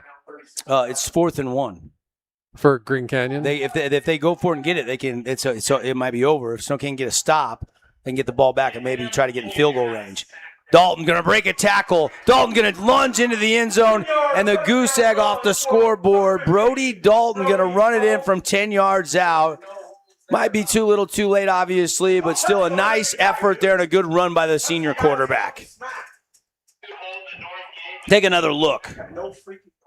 Pressure off the edge there, and he senses it, and literally a bad angle there, and he takes it in for the score. Well, you like to see that. There's still fight left in the Rams. They're not giving up. They're going to battle to the end. Delay of game called against Green Canyon, so Snow Canyon still has some life. It might be 4th and 1 and delay a game. That's that's not good. I'm trying to. I got it on my phone here. I'm trying to watch and get updates and stay focused on this game as Highland kicks it up and through, and it's now 36-7. Now 7:39 to go, but now the clock will stop. Yeah. Yep, clock will stop. Back under 35. We'll take a quick timeout. Back here, Tigers lead on the Wilkinson scoreboard, 36-7. To us, pizza the way it ought to be isn't just our slogan. It's our promise and our passion to give you the best dining experience and the best tasting pizza you expect. For over 40 years, we've been making pizza the way it ought to be, handmade with the freshest and finest ingredients. Our dough is made fresh daily, and we use 100% whole milk mozzarella cheese and toppings to the edge. There's pizza, and then there's Mountain Mike's Pizza. Pizza the way it ought to be. Game is brought to you by Dealer Collision, Coral Canyon Golf Course, UD and Associates, Fabulous Freddy's, Johnson Pediatric Dentistry, and Great Harvest Bread Company. Hey, welcome back, everybody. Devin Dixon, Rick Barry, Grass Creek Construction broadcast booth. We're hanging out at the Tigers Den on Halloween. Happy Halloween. Hope you have a happy Halloween, safe Halloween with friends, family, out there trick-or-treating. But a lot of costumes in the crowd here. And onside kick coming. And it's going to go through everybody out of bounds. That's going to be a penalty flag, and they'll set up shop at the 35. Keeping an eye on that Snow Canyon, Green Canyon game. As it's 23-20 Green Canyon leading Snow Canyon late in that game. As soon as we hear anything, we will let you know. Crimson is up big. Snow Canyon did get a stop.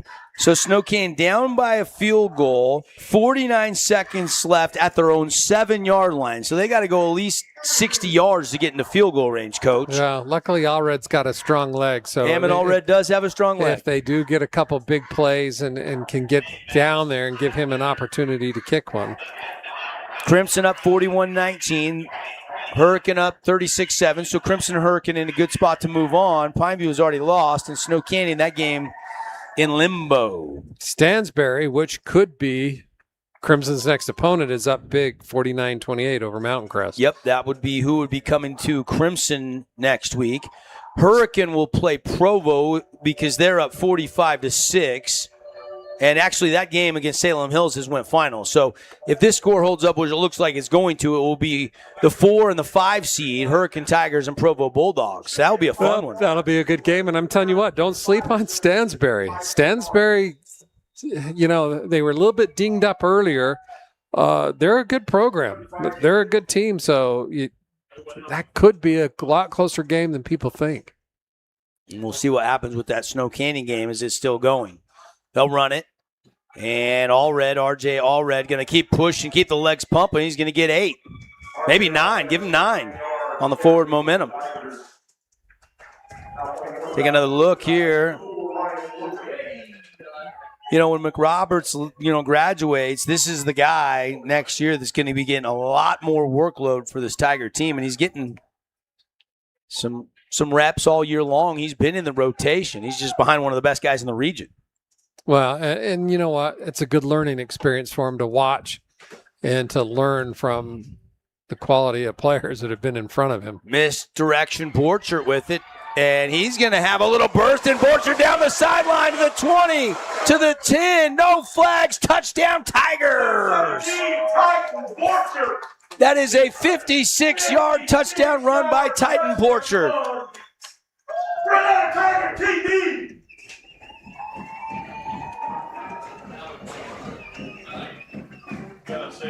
What a run there. That's kind of the exclamation point on this game.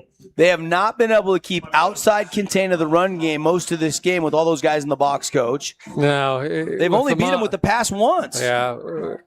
What the problem is, and we've talked about it, you put that many people in the box and you crash that hard in between the tackles, you know in that misdirection, they're looking for the cutback to bounce outside. So you've really got to be, if you're going to put them in the box, those outside backers got to keep containment, and your inside backers got to keep that cutback lane. Tonight's game brought to you by our friends at Kabuto Sushi and Ramen Bar. Kabuto's has great student specials from 11 to 3 daily. Delicious lunch and dinner. Go check it out at Kabuto Sushi and Ramen Bar. hearing Snow Canyon is at midfield, but under 10 seconds left in the game. So they got time for maybe a 10-yard pass to get into All Red's field goal range. So not out of it yet, Devin. Extra point is up and good. 43-7. All Tigers on the Wilkinson scoreboard. Be right back. Dr. Cody Johnson from Johnson Pediatric Dentistry. Just like any good sports team needs a game plan, your child's dental health needs one too. Call us or check us out online. Don't forget to ask for our new patient special. Johnson Pediatric Dentistry, keeping your kids' teeth in championship form. You could wander around a warehouse store forever and never find the one thing that could make all the difference. A helpful face? Now that's something to consider. Everything your local Bucks A stands for is written on our faces. Welcoming, neighborly, knowledgeable. When you're in need of a helpful face, visit one of our 3 Southern Utah locations. Today's game is brought to you by Back 9 Golf, Ronnie's Mac Bar, Scooter's Coffee, Red Rock Real Estate, and Holbrook Asphalt. He said 4 seconds at the 50. Hail Mary picked off holding or PI. PI on them, 1 untimed down. Where's the ball at? Is it a field goal or another Hail Mary? Hey, we're back. We're getting updates here. This Snow Canyon game, which we've switched to on radio, is coming down to the wire.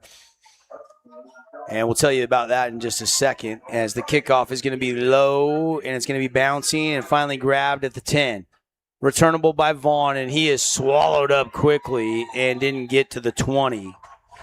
Snow Canyon is kicking a game-tying field goal after an untimed down was granted on pass interference at the end of the game. So pass interference, they were at midfield, so 35-yard line. So it's going to be a 52-yard field goal roughly. We're not there. If Ammon Allred makes it, we could be headed to overtime in that Snow Canyon Green Canyon game. We will keep you posted. That's what we're being told here. In our game, 43-7, Hurricane is in full control. And really, Coach, they've been in control from the get-go, from the opening drive. Clearly the better team, at least today. Highland has not been able to muster much offense. They finally did get the goose egg off the scoreboard. They're going back up top, and it's batted away. Good defense by number 27. That is Colton Higgins, as you've got a few reserves in there. You don't want to get anybody hurt now that the game is in hand, so you're seeing some other guys get a chance to come out on the field and play. And the Tigers look like they're going to earn themselves another home game here at the Tigers Den against a Provo Bulldog team that we saw coach against Crimson early in the season, and that was a dogfight. It went down to the last second, actually. Yeah. You know, it was a PI in the end zone that gave him one more play. Crimson scored, so really tight game. Now, Crimson didn't have all their guys healthy and back, but being told it was a yard short on the kick. So from over 50 yards, Snow Canyon has come up short. It looks like Green Canyon going to win 23-20. Wow. 3rd and 10 for the Rams here. Postseason football, Halloween edition. Gotta love it. Presented by the Boulevard, making your house more like home for over 50 years. Shop smart, shop at the Boulevard. Coming up, the Johnson Pediatric Dentistry postgame show. Our Jersey Mike sub of the game, will hand that award out. Our Appliance Wholesalers Plus Playmaker Play of the game. Our Finley Subaru Star of the game. A little flare pass into the flat. Tackle made, but a nice gain. Pickup of about 8 out to the 27. Clock continuously running now, approaching the 4-minute mark here at Hurricane. Well, both teams are having an opportunity to sub and to get some kids in that haven't played. Coach, what game did you say you were excited about in 6A? Was it the American Fork Lehigh game? Yes. That did not disappoint. American Fork 21-20 has beaten Lehigh. Oh. That was a game. That was a game, and Lehigh really led through a lot of the game, but I knew that one would be probably the marquee game of the week. Dalton and the Rams still fighting, and Allred will make the tackle, and he'll run it across the 30. That'll be enough for a first down. Clock continues to tick as we approach 3.5 minutes to go on the Nets on Fire clock. Nets on Fire Fight Night, November 15th. They're having a fundraiser fight night for the Fulmer Boxing Academy. And you can check out all the details, netsonfire.org. Make plans to join about 10, 12 amateur fights there. Nets on Fire has never done that, something new. Of course, Casey Winters, who is the director of basketball operations at Nets on Fire, his grandfather, I think it was Gene Fulmer, was a big-time boxer. And this is his academy and his legacy, and they're doing this as a big fundraiser, and they're bringing in a bunch of amateur fights. So kind of a cool. Gene was big time. He was a world champ. Yeah, he was big time. Was he a heavyweight or a middleweight? I can't remember. I think he was a middleweight. Yeah. So that's kind of cool. Mark your calendar for November 5th. We appreciate our partnership with Nets on Fire. Holding going to be called against the Rams. And that'll back them up. It'll be 1st and 20 for the Rams. Provo has won, so Hurricane knows that they will play Provo next week. Rams season will come to an end here in the last 2.5 minutes as they'll throw Vaughn a fade route and overshot him. It's incomplete. It'll be 2nd down and 20 for the Rams at their own 21-yard line. 2nd and 20 from the Highland 21. Well, really at this point too, Devin, after this round, there's no easy matchups. No, you get to the quarterfinals, you get at the quarters, you better bring it, yeah, or your season will come to an end. Yep. A little bit surprising that looks like Region 9 going to go 2-2 tonight. Yeah, totally surprised. Roll out. Brody Dalton, senior quarterback, throwing. Has a man caught out to the 37-yard line. That's shy of a 1st down. It'll be 3rd down and about 5.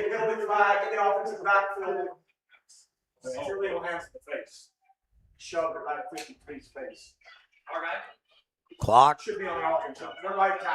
will stop on the penalty flag. We have a flag on the play, and that's why the clock has stopped. Just 2:14 to go as we wait the official call. It's a personal foul. And they're going to call that on one of the Ram linemen. I think they said 63, Coach, which would be John Noah, junior offensive lineman. Following the penalty, it'll be 2nd down and 30. So they're going to back him back up, way back. And it's going to be at the 10. So they got to get out to the 41 for a 1st down, Coach. 2nd down and a country mile, as they say. There's John Denver sung. Dalton steps back to throw, steps up to run, now dumps it off, and it's caught by Van Bletziker. Bletziker is going to make it 3rd down and a little bit more manageable here. 3rd and 20. I said not Sacker. That was horrible. I was like, what did you just say, Matt? That's what I mean. 3rd and 18. 1:33 and ticking left to go. Again, coming up, we got our awards. Johnson Pediatric will update your brackets. We'll get Coach's thoughts on what the bracket looks like after we find out all the winners and losers, and then we'll have the Region 9 wrap-up show for you as well. And there's the seal. Interception, Hurricane. Nice Oski by the Tigers. They throw it into tight coverage. Number 24. That is Nathan Schwab with the Oski. Wow, fun for him to come in, get some time, and then to tap it off with an interception. Probably go just victory formation, 2 snaps, and this thing should be on ice, Coach. Well, a really good all-around game for the Tigers. You know, they did what they wanted to do. The keys that they talked about were exactly what they accomplished, and so they got to feel good about themselves. You celebrate tonight, and tomorrow you're right back out, especially knowing you got Provo, and we'll talk about that matchup at the end of this game. Do want to welcome our audience back that was with us earlier on radio as we went over to get you the finish of that Snow Canyon Green Canyon game. Unfortunately, that field goal sounds like it was just inches short of forcing overtime, and Green Canyon wins 23-20. Here, all Tigers 43-7. They just got the Schwab interception, and now there's one kneel down. They'll have to do that one more time. The best formation in football, Coach? Yeah, it is. That victory formation. Tigers, uber focus, no letdown for H-Town. They're on to the quarterfinals against Provo. Gabriel going to take one more snap here, and he'll kneel it, and that'll be the ball game.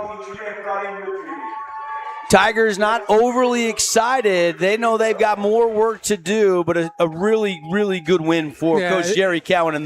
Yeah, it's a great win, Devin. And like I say, you know what? You got to enjoy your wins, all right? Let the kids enjoy it. It's Halloween night. You had a great win, a good game plan. You executed it. Hey, you tell your kids tonight, don't be stupid. Yeah. But enjoy the night. Yeah. Just don't get in trouble. Don't do any dumb. Don't be climbing fences that, you're going to get hurt or do something dumb, which sometimes happens. Yes. But tomorrow, we're getting right back at it. We got film in the morning. We're going to break down Provo. We're going to talk about Provo. And we're going to get ready for next week's game. A thought or two on the future at Highland. Thanks to all our Highland viewers for watching and listening. But the season comes to an end 43-7. But this is a young team. Every guy we kind of pointed out, except for a few, felt like there are a lot of underclassmen that will be back for another run at this if I'm the coach of Highland Rams, it's disappointing loss, but I'm excited right now for next year. This is an opportunity for them to say, okay, this is where we got to. We had a great region run. We know now this is the first year Highland's been back down with Skyline and those guys coming down to 4A. Right. Now we know the quality of play that's in 4A. We got to get in the weight room. We got to do the things we need to do. We have an opportunity to get that much better. I think the ceiling's really high for them, but the kids got to buy into the program. Yeah. 100%. All right, let's take a quick break. When we come back, we'll bring you, clean it all up in the Johnson Pediatric Dentistry post-game show, just like Dr. Cody with all your kids' dental needs. So stick around. That's coming up after a message from our great local partners. Hey, it's Sheldon Demke. Check out the latest episode of What's on the Menu, a behind-the-scenes tour of local restaurants.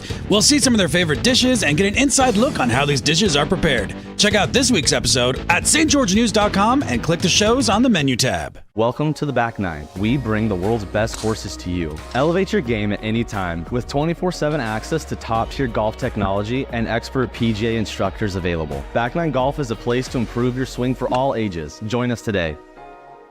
At Grass Creek Construction, they put their heart and integrity into every build. Their team is committed to delivering top-quality commercial projects that stand out. Integrity is their competitive edge. Building with passion, building with purpose, proud sponsor of local sports. Fabulous Freddy's is the locals' choice for a full-service car wash. It's fast. Have your car washed in just 20 minutes or less. Fabulous Freddy's always keeps it clean inside and out, with 2 Southern Utah locations as well as in Vegas, Lehigh, and Sandy.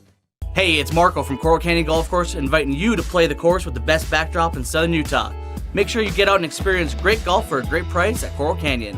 Visit coralcanyongolfcourse.com or call us at 435-688-1700 for your tee times. Need an appliance or two? AWP's got you. Check out the remodeled expansive showroom, highlighting the cafe series with colors like matte black, matte white, and modern glass. Make your kitchen stand out. Come see the local boys at AWP across the freeway from the Bloomington Walmart. At Findlay Subaru, we win for our customers. From the first handshake to you driving off the lot, our team runs the perfect game plan every time. Score your next Subaru at Findlay Subaru, 1453 Sunland Drive, on the saving side of the freeway. Kabuto's, St. George's #1 sushi and ramen bar. Student specials available Monday through Friday from 11 a.m. to 3 p.m. Make sure and give them a follow on social media at Kabuto Utah for weekly giveaways and local events. Back here at Hurricane High School, where it's a final 43-7, and the Hurricane Tigers doing some work on a Halloween Friday at home, and they have earned themselves another home game right here on this field next Friday night against Provo. Well, from start to finish, Devin, Hurricane established what they wanted to establish, and Highland really didn't have an answer for it. Hurricane had a good game plan coming in. The players, what we said that needed to be watched, were exactly the ones who performed very well. Yeah, we were just taking a look at the replay over here, and we're going to roll some highlights for you here as we're going to hand out some awards. There's that first pass. I think, Coach, right there is your Appliance Wholesalers Plus Playmaker Play of the Game. That was the big play that kind of loosened up that. Well, you thought it would loosen up the box. It really didn't all night long, but that was the one big play. No, it was there all night if they really wanted it, but they established the ball. But, confidence of going for the 2-point conversion right out of the gate, 8-0, and that put Highland behind this, the 8 ball, and they had to play from behind and never could get that momentum. Even the times they had field position, the Tiger defense stood up and stopped them even on 4th down. So they really, Highland really struggled getting any momentum whatsoever offensively. This is your Findlay Subaru star of the game, and you could go this one as the play of the game as well. This is all effort from Austin McRoberts. Look at him stay in bounds. One of the best runs you'll see from a high school running back. That is all time. That is your Findlay Subaru star of the game, Austin McRoberts. Play of the game. We'll spread the love. That Dylan Gabriel pass to CJ Trump, and then more McRoberts. He was absolutely everywhere. And, just would not be denied. What a night for him. Well north of 150 on the ground, bunch of touchdowns. Austin McRoberts is going to be a problem for the Provo defense next week. Yeah, isn't he? That's exactly what we said before the game, the player to watch, and that was it. Yep. It's not just him and the running back. When they need to throw, he's one of their top receivers as well. He's just an all-around athlete, hard to bring down. He's got the speed. He's got that little jump cut to go along with it. He's the real deal. Yeah, give this kid a Scully. Our Jersey Mike sub of the game, Coach. I think with Salvino going down, and you hate it for your starting middle linebacker to lose him, Peyton Salvino, senior, 6-month recovery with the broken foot or the stress fracture in the foot, had to have surgery and everything, if I'm not mistaken, on the injury. But how about the guy that came in and took his spot? You got Bentley Fisher, number 16. We didn't call his name a bunch tonight, but you only give up 7 points defensively. Anytime you lose a fallen soldier, next man has to step up, and I thought Bentley Fisher did that tonight. So he's going to be our Jersey Mike sub of the game. Well, and I wish we could give it to the whole front 7.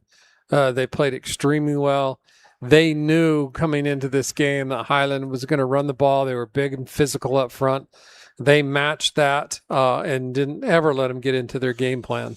All right, there's your awards here inside our Johnson Pediatric Dentistry post-game show. Again, the Gabriel to Trump pass is your Appliance Wholesalers Plus Playmaker play of the game. McRoberts, what do you have, 3 touchdowns tonight? Three touchdowns. Clyde had one. I don't know. It was all McRoberts. Had 3. I tell you what, great. Clyde game. had the other one. And we talk about McRoberts, and don't get me wrong, fantastic game. Yeah. But you got to give the guys up front a lot of credit too. Offensive line, yes. Offensive line, the other running backs, tight ends, everybody contributed. You know what? It takes all the other 10 guys to make him successful. Yeah, he had some individual greatness as he got into the open field, but you got to give credit to the other 10.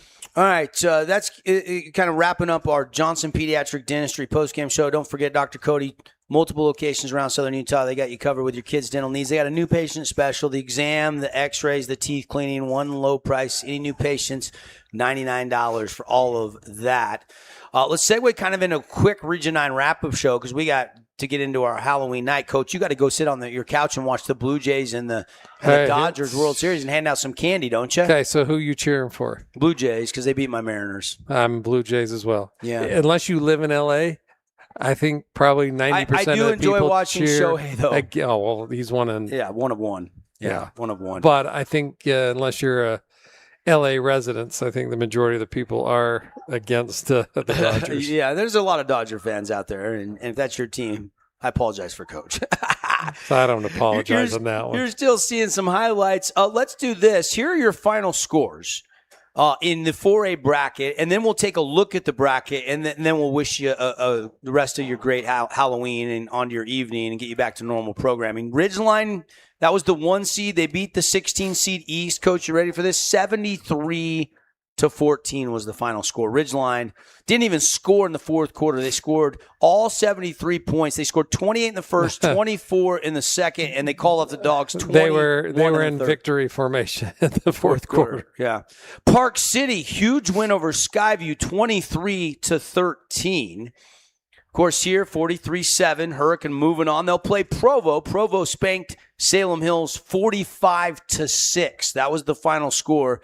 So real similar scores between Hurricane and their win over Highland and Provo and their win over Salem Hills. Crimson, final, not quite yet. There's still, I think, just a little bit of time left, but Crimson well on their way to a victory. They're up 48-19 over Timpanogos, and I think it's under 5 minutes or less to play in that game.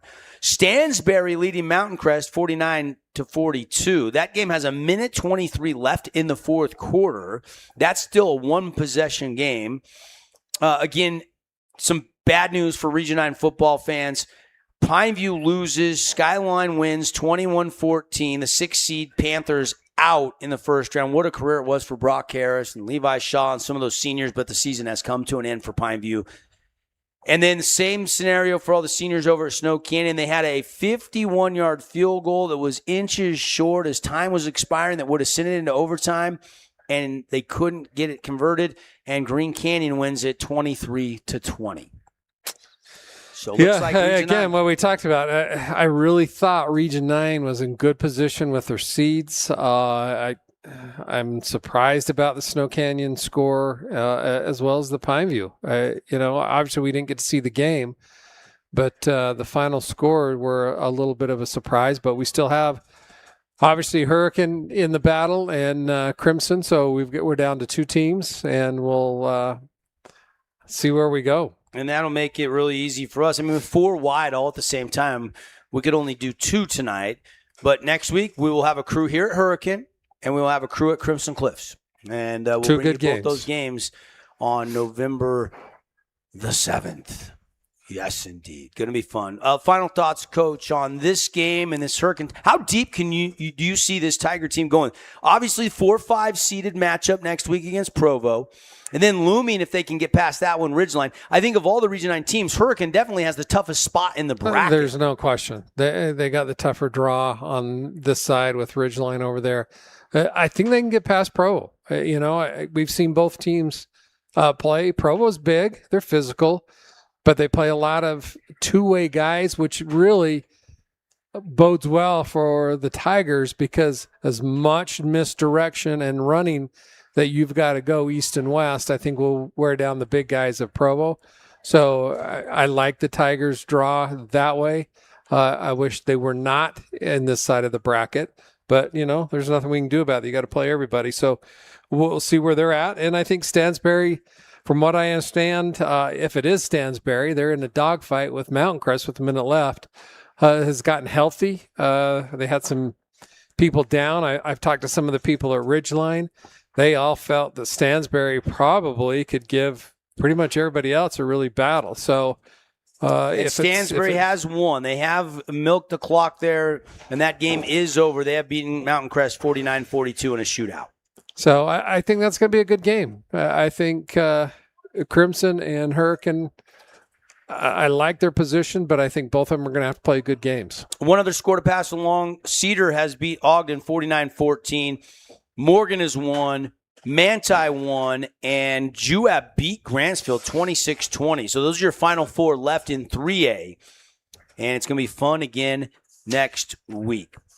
That's going to do it for us. Do want to remind everybody, hey, it's Halloween. If you don't have enough sugar in you right now, go see our friends at Yogurtland. The Holbrook Asphalt Big Score Dessert is on. If that doesn't sound good to you, go and see our other friends over at Handel's. But Handel's Homemade Ice Cream, they got that new location over there in the river crossing right there by Positano's and the new Sprouts. So if you're feeling like a late night snack, maybe Coach and I will see you there. But that Holbrook Asphalt Big Score Dessert, you buy one, you get the second one equal or lesser value for free. And again, thanks to all our great sponsors, Bucks Ace Hardware, Johnson Pediatric, AWP, our friends at Jersey Mike's, and everybody involved with our post-game show. Finley Subaru, star of the game, Austin McRoberts. Just a fun night. And the Tigers will be back in action on this field next Friday night. Now, the default time, since it's not Halloween, will be 6 o'clock. So it'll be interesting to see Monday, first part of the week. We'll get confirmation. We'll let you know what time kickoff is scheduled for. But it'll be Provo and Hurricane probably at 6. I'm sure it will be. The teams up there don't want to play any later than that when they have to come down and travel. Yep. All right. Coach, great job tonight. Always fun. Always fun. For Dusty Allen, our producer, for Coach Rick Berry, for our producer Nathan Nelson back in the studio, Ammon Johansson on the camera tonight. I'm Devin Dixon, where Hurricane has won it 43-7. Crimson looks like they're going to win, so we'll have Hurricane and Crimson games for you next week in the quarterfinals of the 4A State Football Playoffs. Thanks, everybody, for listening on the Fan Sports Network, watching on thefansportsnetwork.com or YouTube or KSLsports.com. We'll see you next week. Have a great, happy Halloween, everybody.